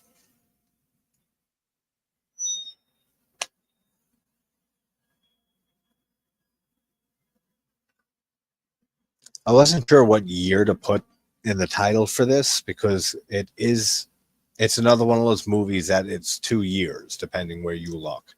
It's either 81 or 82. Like Wikipedia says 82, but IMDb says 81. Usually, whatever the earlier year is the one I go with, because usually that's what it is, and it was released that year either at a festival or like a limited release until it got released whatever the next year. Like Don't Go in the House from 79, which I always wish that movie was 1980 so I can talk about it whenever 80s horror or 80s slashers come up. Same with Tourist Trap.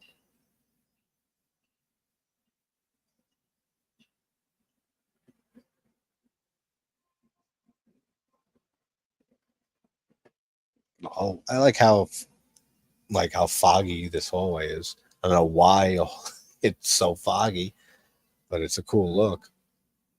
The lighting is actually kind of impressive in this movie, given the budget, whatever it was, like for a low budget slasher. There's some good lighting, especially as they like when they're walking through the hallways and stuff, and the shadows that are cast. It's much better than you would think for a slasher with a small budget like this. Yeah, actually, earlier I took a power nap for like 2 hours. I fell asleep to the original Friday the 13th. I saw it on whatever streaming service I had on. I said, "Oh, the original Friday." I said, "Well, we're starting Slasher September tonight later." So I said, "Let me throw on the original Friday," and I was out, which like within 5 minutes, I was fucking out. 4 is my favorite slasher of all time and favorite in the series, of course. And then 2 would be after that. And then 3, 6, 1, and then the rest are just kind of in their own little order after that. I actually really like 5, which gets so much shit and always has gotten a lot of shit. I think 5 is the most like grimy feeling one out of the whole franchise. Like just because it's not Jason and it's Roy, people get pissed off, I guess. I mean, that never bothered me. Even as a kid, that never bothered me. Like I never said like, "Oh shit, like, where's Jason?" I was like, all right, so this guy's pretending to be Jason. The kills were still cool, and there were still tits in the movie, so 7, 8-year-old me was happy. Horror comedy Hayride to Hell with Bill Moseley and Kane Hodder. I haven't seen that. Bill Moseley just posted about a movie, The Fetus, that's coming out that has him playing the fetus and Lauren Lavera from Terrifier 2 and 3 starring in it. So that's something I want to check out. Somewhere I've read said Friday the 13th had a connection to Evil Dead. I also read an article said Event Horizon was connected to Hellraiser, but other articles said that's incorrect. I don't know about the Event Horizon to Hellraiser one, because one, I've never been a big fan of Hellraiser past the second movie, and I've never really loved the first 2 movies to begin with. I don't dislike them, but it's not really my thing.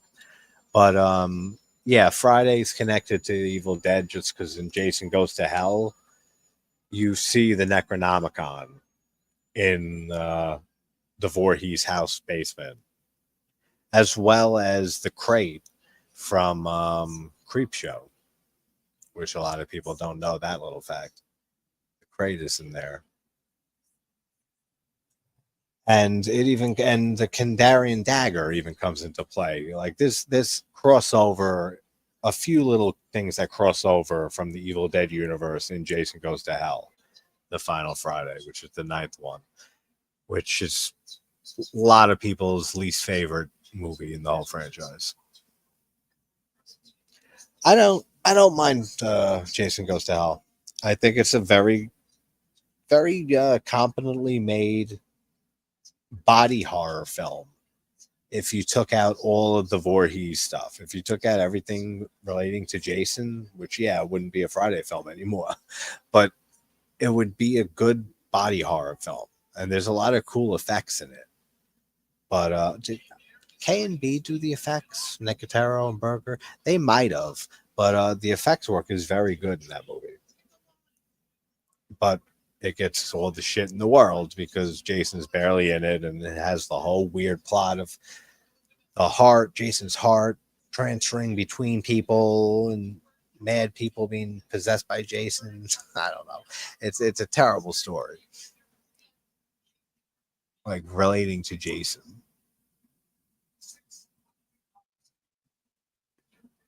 It's my first time hearing about the Creep Show connection.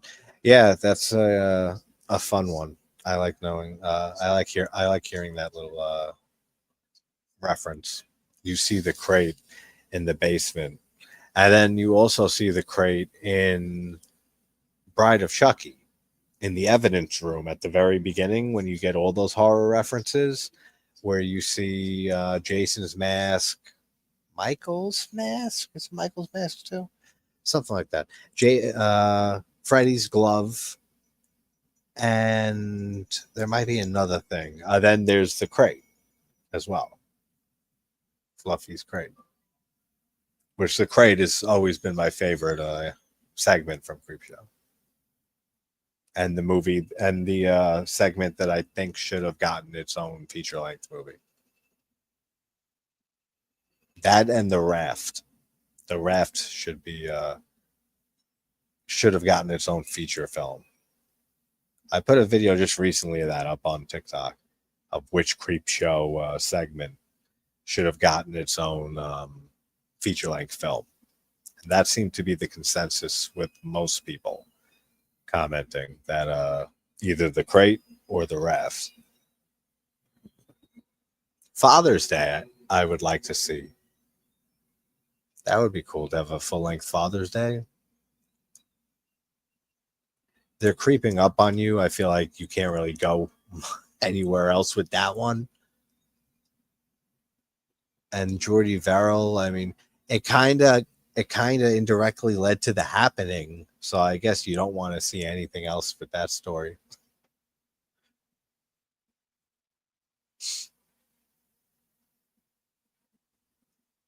I like Jason. Yeah, it's you can have fun with it. If you ignore that it's it's not a Good Friday movie, but it could be a good, I don't want to say good, but it could be a fun film to watch.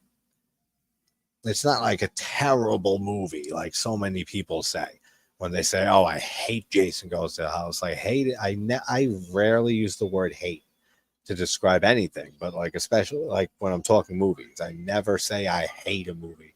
We got a head in the box. That's cool. That looked all right. Unless it's a movie I really hate, like unless it's a movie that fucking bad, but it's rare. It's very, very rare. That's funny with all the patients things going like the machines moving them back and forth.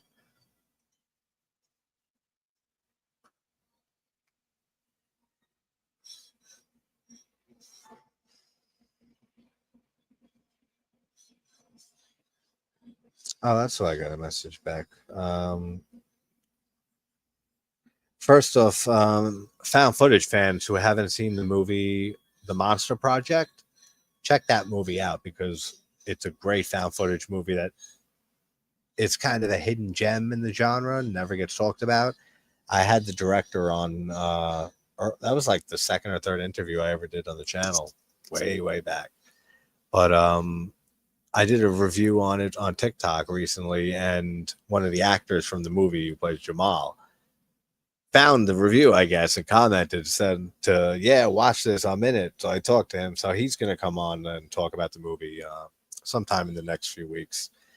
Same with, we have Deborah Brock, the director of Slumber Party Massacre 2.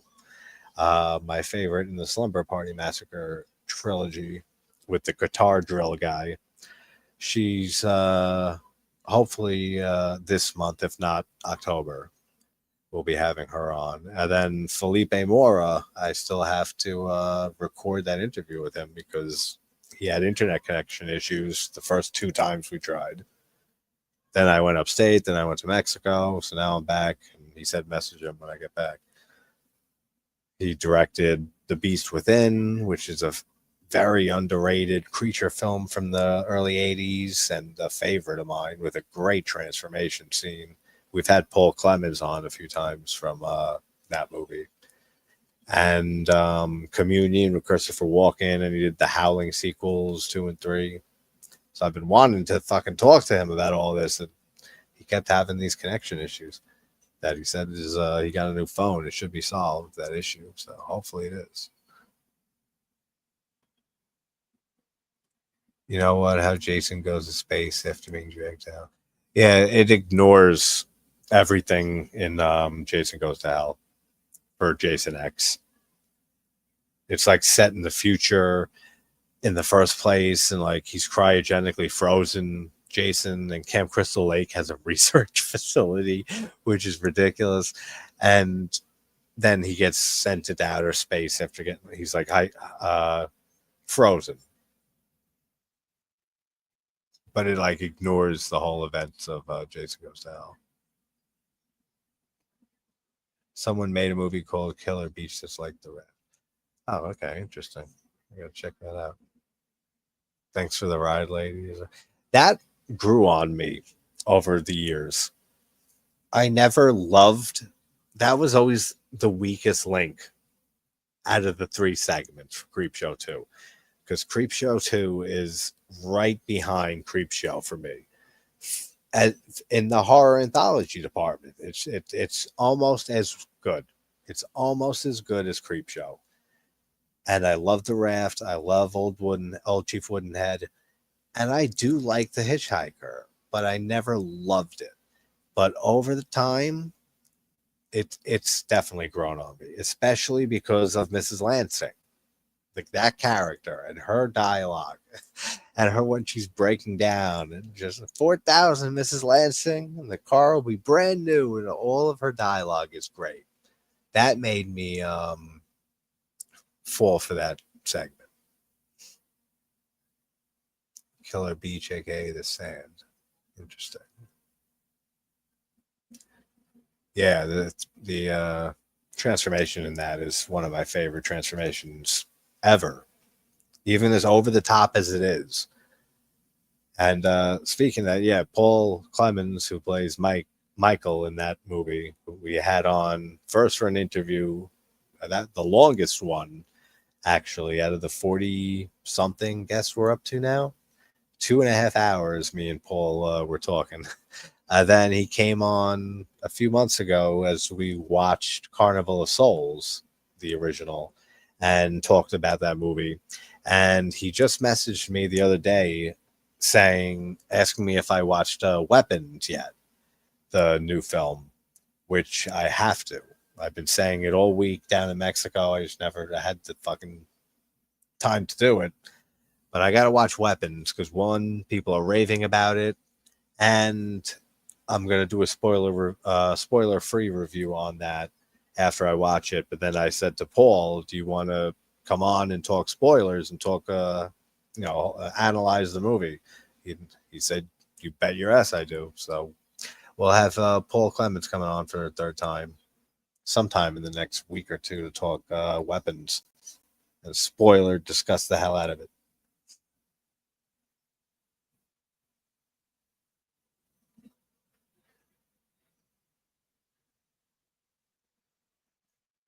Yeah, the lighting's probably one of the highlights of this movie. It kind of has like a slight giallo look to it. And like some of the camera shots and the choices that they use, the angles to shoot from. Yeah, I got to check that out too, actually, Paula. I want to watch the last Conjuring film. It should be online at this point. I should be able to find it. There's 3. That's the third movie now. The third new release that I have to watch that are just building up, that are just sitting on my computer. Not that one yet, but it's about to be after I end this. Together, I downloaded a while back. Still haven't gotten around to that one, but I really want to watch that. Then Weapons is the other one, which I'll be watching. Hopefully, maybe I'll throw that on tonight. And then The Conjuring tomorrow. And then The Conjuring. Because I'm not a huge fan of The Conjuring universe. I really like the first Conjuring. The Conjuring 2 was my favorite in the whole universe. Annabelle, I don't care for. Annabelle Creation is my second favorite in the whole universe of the Conjuring films. Then I don't like The Nun at all. I don't like The Nun 2 at all. I don't like The Conjuring, The Devil Made Me Do It much at all. Yeah, so there's like 2 or 3 movies. Annabelle Comes Home is a fun one. So there's like 3 or 4 out of the 10 movies, I think, that are in there that are just, I don't know. It's not a consistent series for me. But I do want to watch The Last Rites. That's the name, right? The Last Rites. Oh, dude, thank you, man. You didn't have to do that. I have a question for everyone. Does anyone remembers these 2 movies? One is a group of people being killed by a man eating a man-eating wall. That sounds familiar. And the second movie is a couple being chased by a being, and when the being caught them, he turned one. Oh, why does the first one sound familiar? And thank you again, Prime. That means a lot. You didn't have to do that. That first one sounds familiar. A man-eating wall. Russell, right? You might know that, right? Is that why you said same here? Because it sounds familiar. It turns one of them into a small figurine. That's the other one. That sounds familiar too. Let me see. Small figurine. Dolls has at the ending when the old couple turns the father into Mr. Punch. Could it be Dolls? But no, you said it's a couple being chased by a being. Okay, no. I don't know. I'm gonna have to think about those. Man-eating wall in a cave. Okay. I don't know. Both of those sound familiar. Not enough that I can think of them off the top of my head, but I'll stew on it a bit. The figurine one, especially now that I'm trying to think, that one sounds very familiar. You know what? Do you know like what decade? Okay, you just answered perfect. The 80s. So it's prior. It's either the 80s or before.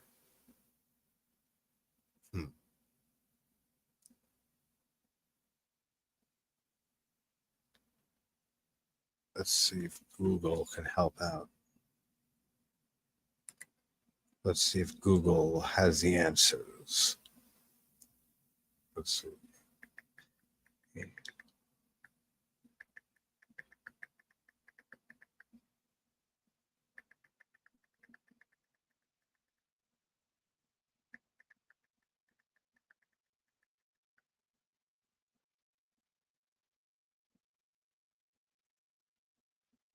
It's funny when I typed in 80s horror couple chased by being and turned into an action figure, it comes up with the AI thing saying you might be thinking of Dolls. Stuart Gordon's Dolls. But I don't think it's Dolls though, because they're not being chased by there's no being in that. Don't Kill It was fun. That one sounds familiar. I don't know if I saw it though.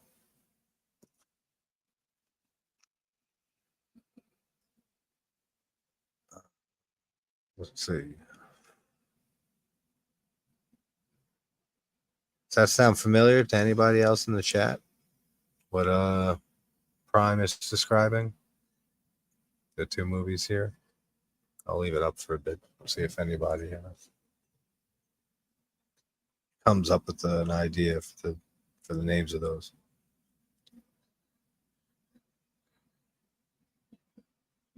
But speaking of action figures or little like dolls and figurines, Trilogy of Terror is another great. Wasn't that a TV movie back in the day? That didn't have a theatrical release when we were talking TV movies earlier.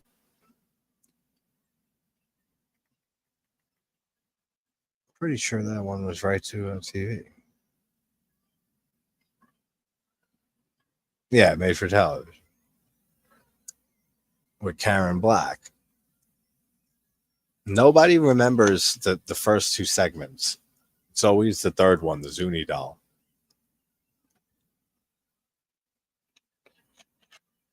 So much so that I've referred to that in horror anthologies. If there's one memorable segment out of whatever, 3 or 4 of them, I'll say it has Trilogy of Terror syndrome.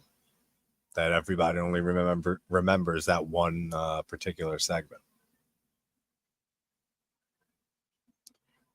Ben says maybe the strangeness. Let's see. That's one I haven't seen it forever.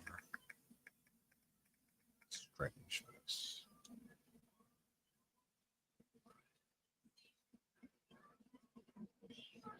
This comes up 80s cave horror. Actually, maybe it might be the strangeness, actually.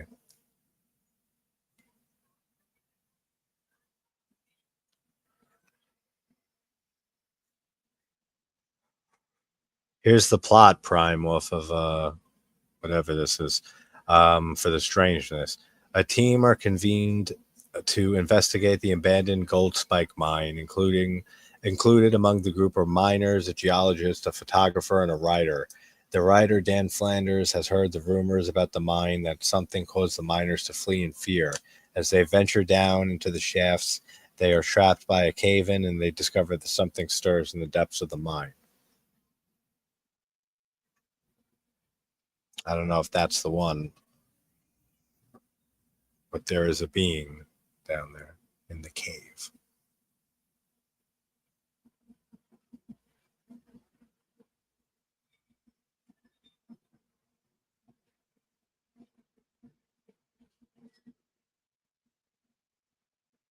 The Sand is also called Killer Beach.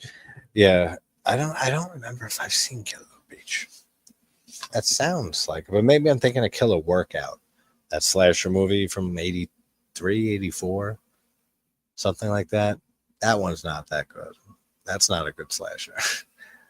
I mean, that's the thing. Like this movie, I mean, it's not that great either. There's some good stuff in it, but overall, it's pretty, I don't know, it's not that memorable. Oh, that's cool. The effect with the needle going into her.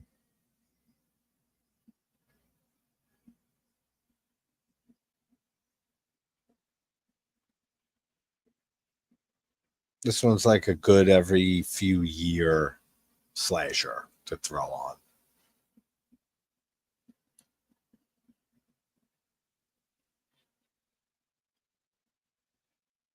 So, did anyone else apparently hear that this little piece of news? Eli Roth and Snoop Dogg are going to be making a feature-length film called Don't Go in That House, Bitch, based off of a short trailer, a fake trailer that Eli Roth recently did. And Snoop Dogg did the voiceover for. And now they're apparently making a full feature-length film out of it. And it's called Don't Go in That House, Bitch. Oh, man, that's too funny. Probably part of, I don't know if Eli Roth is directing it. They said that both are producing it. Snoop Dogg and Roth will be producing it. And I know Roth just started that whole new production line. So it'll probably be directed by somebody else and part of that new production horror line.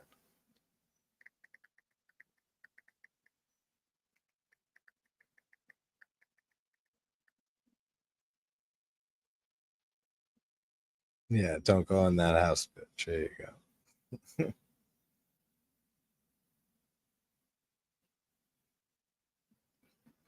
Oh, okay. So he's Roth is directing. That makes me even more excited. And Snoop Dogg is writing and producing the soundtrack. Very interesting.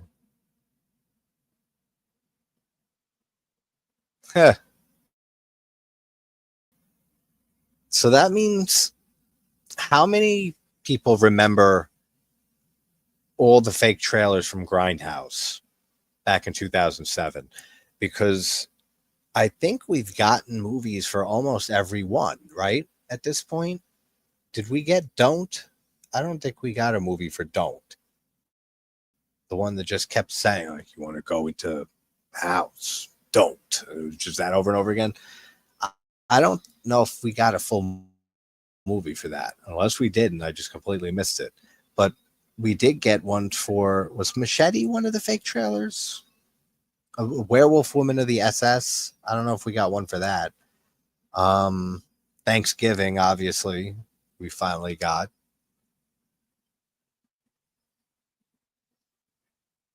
Checking it now. Okay, cool.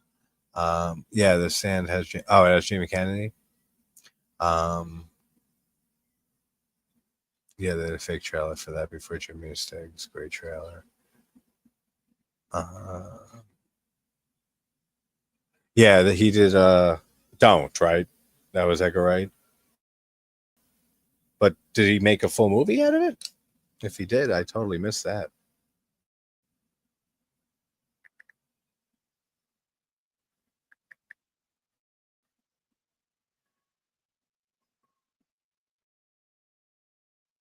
I don't know.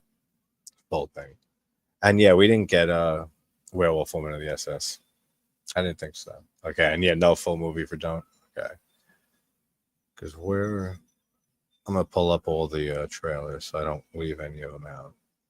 Because I know, yeah, Zombie did that one. The Werewolf Woman. Edgar Wright did Don't. Roth did Thanksgiving. Yeah, Machete and Hobo with a Shotgun. That's the other one. Yeah, there you go. Russell just came in with it. Hobo with a Shotgun. Yeah.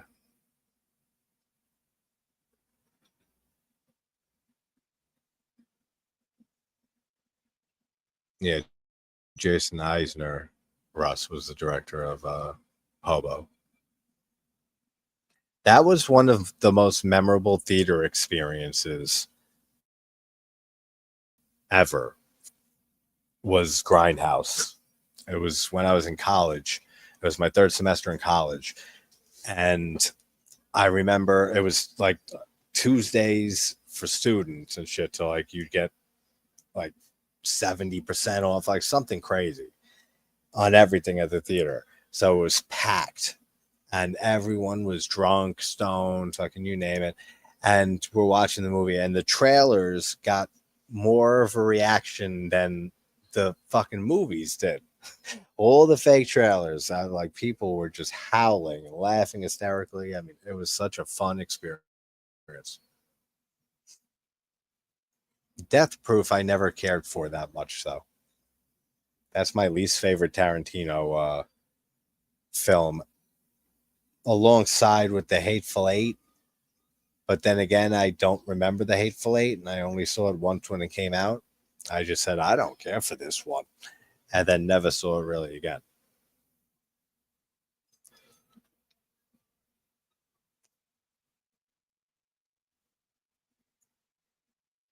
It wasn't The Strangeness? Okay. The monster I remember was a giant blood-soaked block with mouths and teeth covering it, and it ate everyone in the cave except a dark-haired woman. She left the cave, and the thing kept following her to a bowling alley. Also, the whole town was deserted. Oh, why does it sound familiar? Let's see.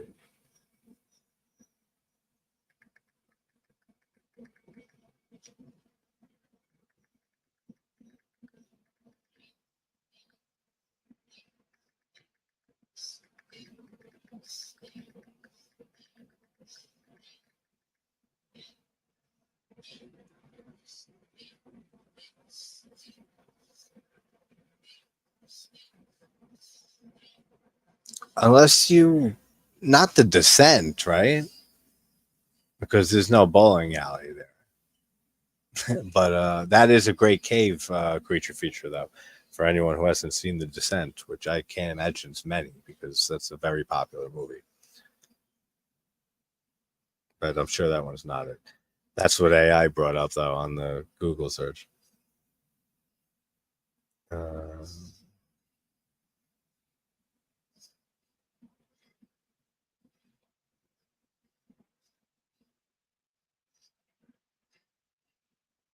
Wait, it's not Critters, is it?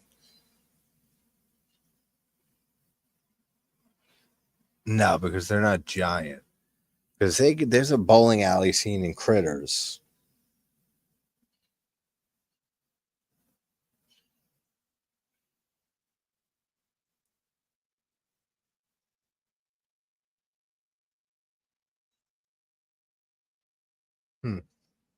I don't know. I'm stumped on that one.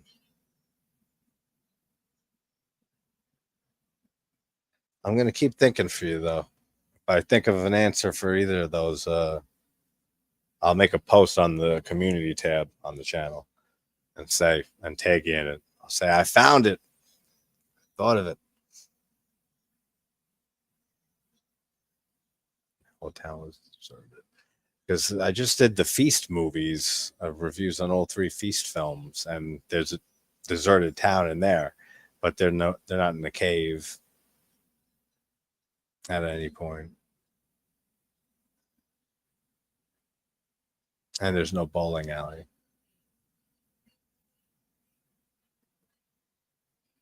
And you said you saw it in the 80s, so that's recent.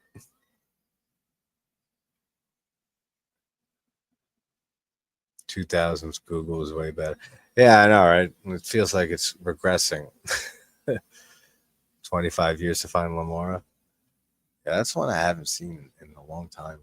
The atmosphere is great in that movie. That movie has a really good atmosphere. I remember that. Who directed Lamora?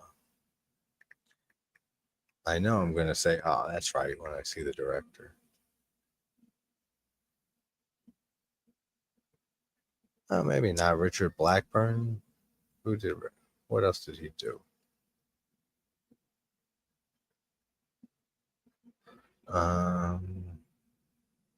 Nothing really else horror-wise that I really recognize. He did Return to the Planet of the Apes in 75. Okay. Storm of the Century, Stephen King's adaptation in 99. Okay, so he did a few things later on. But yeah, that was 73, Lamar.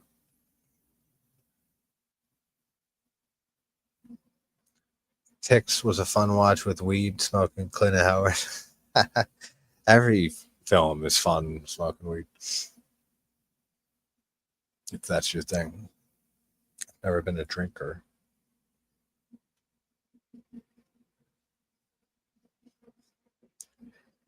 Leave some suggestions for the next watch along. What slasher?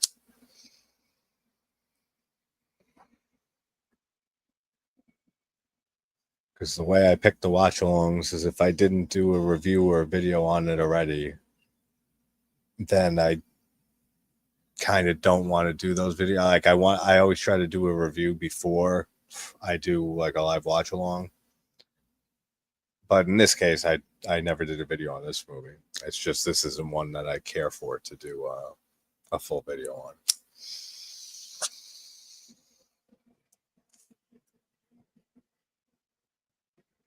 Love Lamora, saw it on TV. Final Destination Bloodlines. Yeah. Twice actually. I put it with 4 near the bottom of the series. I still like it. There's some stuff in it that I do enjoy. There was a decent amount of it that I really didn't care for too much. And then there were some things that I really didn't care for, like the CGI. There's a lot of CGI in that movie. And the whole series has a lot of CGI, and I love the whole series. but particularly in Bloodlines, it feels like the CGI was cheaper, and it feels like it's shoved in your face a lot more often. Like with the kill with the girl in the garbage truck,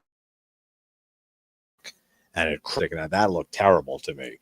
There's a few other things I didn't care for in Bloodlines, but overall, I mean, the second watch is what made, I watched it a second time because I wasn't too thrilled with it the first time, and then I came around on some things on the second watch. So I put 2 as the best, then the original, then 3, 5, and then 4 and 6 are tied, basically.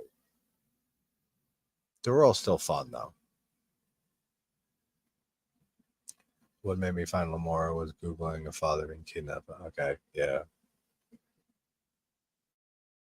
Yeah, there's a lot of vampire movies, as I said, that I haven't seen, like that are classic films.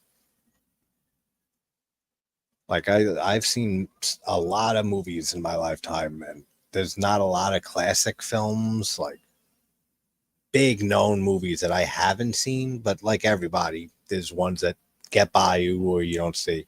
Like Invasion of the Body Snatchers, the remake from 78 or 77. I just saw that like a year and a half ago. Never saw it all these years, and it was fucking excellent. I think that was an excellent remake. I've seen the original Body Snatchers from the 50s. I saw that once or twice in the past, but I just never got around to the Donald Sutherland 70s version. And then I smacked myself in the fucking face and said, "Why haven't you seen this until now?" The Barn. The Barn. Have I seen The Barn? That sounds so familiar.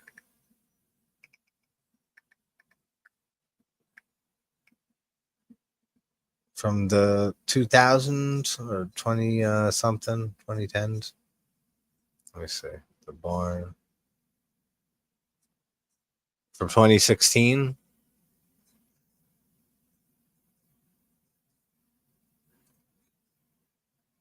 I feel like I've seen this, but I don't remember. And it got a sequel. I know I didn't see that. That's a possibility. That's a possibility, Ben.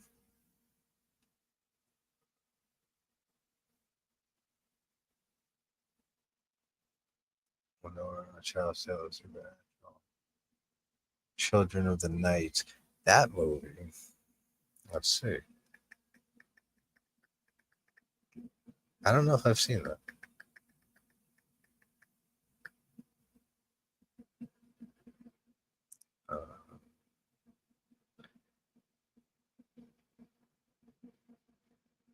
What year was that? Was that 91? Oh, you're talking about that vampire movie? That makes sense. Yeah, I don't know. The Barn might be up. That might be up there for consideration.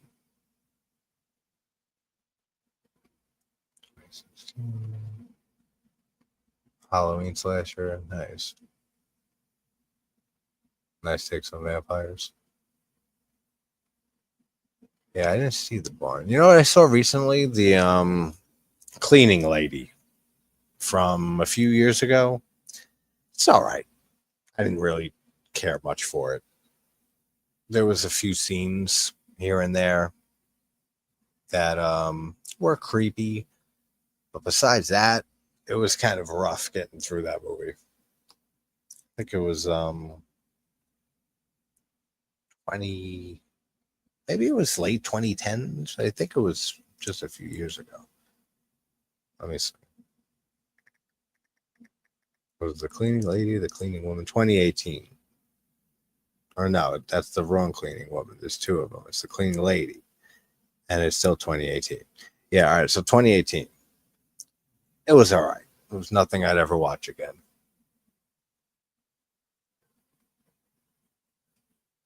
Children of the Night is 85.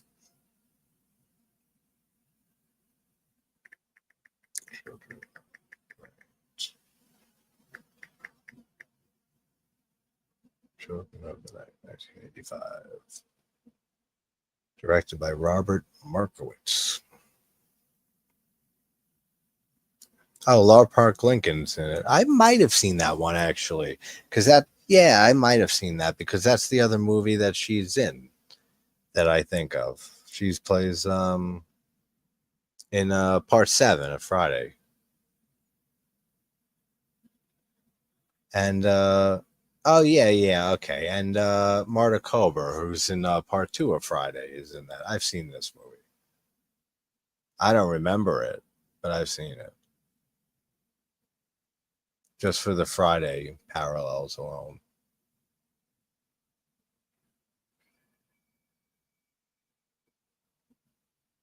That's a good one too to throw on for a watch party. Because, all right, let's do an experiment. Let's go through, because I did the whole Friday series, like review wise. Did the whole Friday series way back. Same with the Nightmare series. Halloween, I still haven't done Halloween H2, Rob Zombie's H2, and the recent trilogy, which for good reason, I don't like it at all. But I did everything up to the remake, Rob Zombie's remake. And then Child's Play, did all of that. Texas Chainsaw Massacre, the whole series on that's been done. So the major slasher franchises are mostly done for a while now, except Scream, but I despise that series. But I have videos on 1, 2, 5, and 6. So we still have Scream 3 and 4 that could possibly get reviews or deep dives this month. But I'm looking for the slasher playlist. Where are you? So many fucking playlists. 107 videos in this playlist.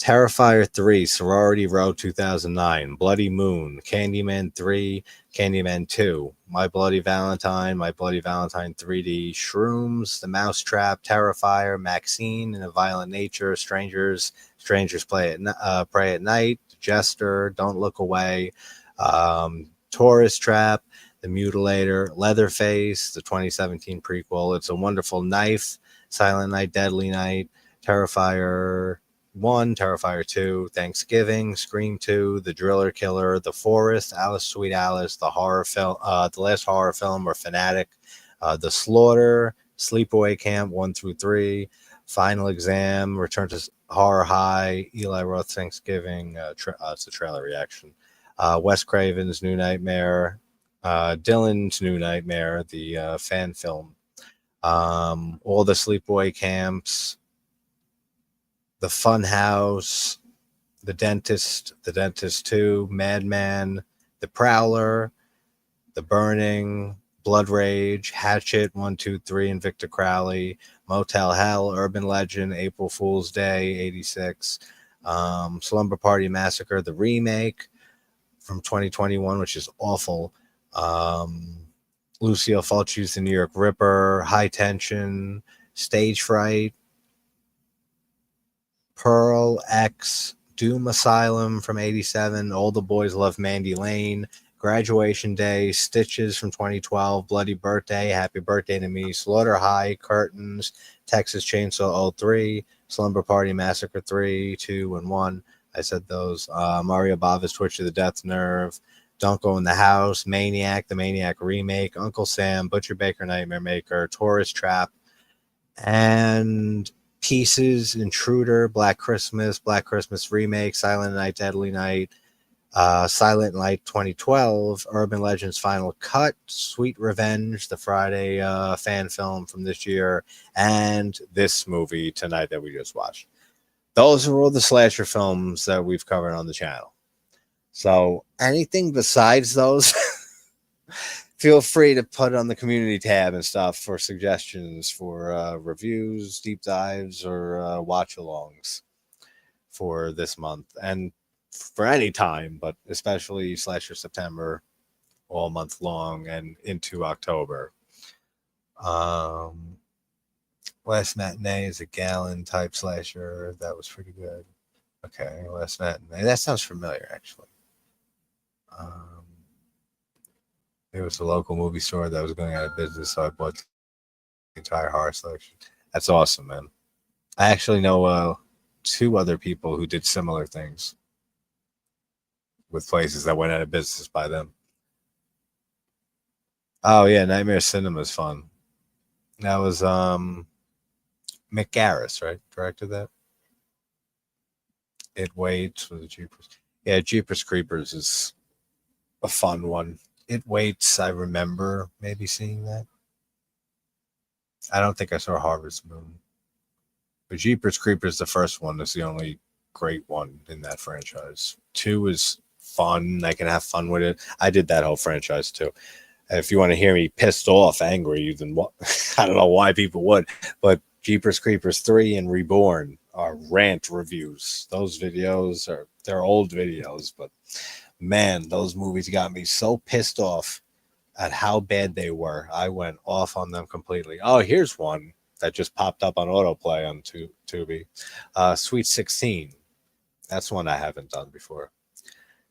It's not a great slasher, but this is with Bo Hopkins, right? I can't tell when you pull out. Yeah, when you back out, it goes back to X-ray instead of that. Pretty sure it's Bo Hopkins who's in that, and the girl who plays Chris in Friday the 13th Part 3 are in Sweet 16. But Cheerleader Camp was a fun film. That one was fun, actually. I saw that one. Good slasher films. Yeah, those are all good ones. I mean, that's like 100 and something good ones. So, like I said, I'm trying to scrape through older ones, more obscure ones that don't get talked about enough, and just ones that maybe aren't that great, but either I enjoy them or they're just straight up not good movies. But we still have a whole slew of slasher movies for years to come. But yeah, Sweet 16 was all right. It's not great. There's not any good kills or anything. But all right, guys. Thank you all for hanging out. Everyone have a great night. And next video is Poltergeist 3 is the last one pre-slasher that I have to get out before I start putting out slasher reviews and deep dives. So look forward to those. And then we have those few interviews that I'll keep everyone updated on when those are happening. Especially excited for Deborah Brock for the Slumber Party Massacre 2 director, because that is a favorite 80s slasher of mine. But all right, guys, hope everyone has a great night or morning, afternoon, wherever you're from. Talk to you soon. Take care, everybody.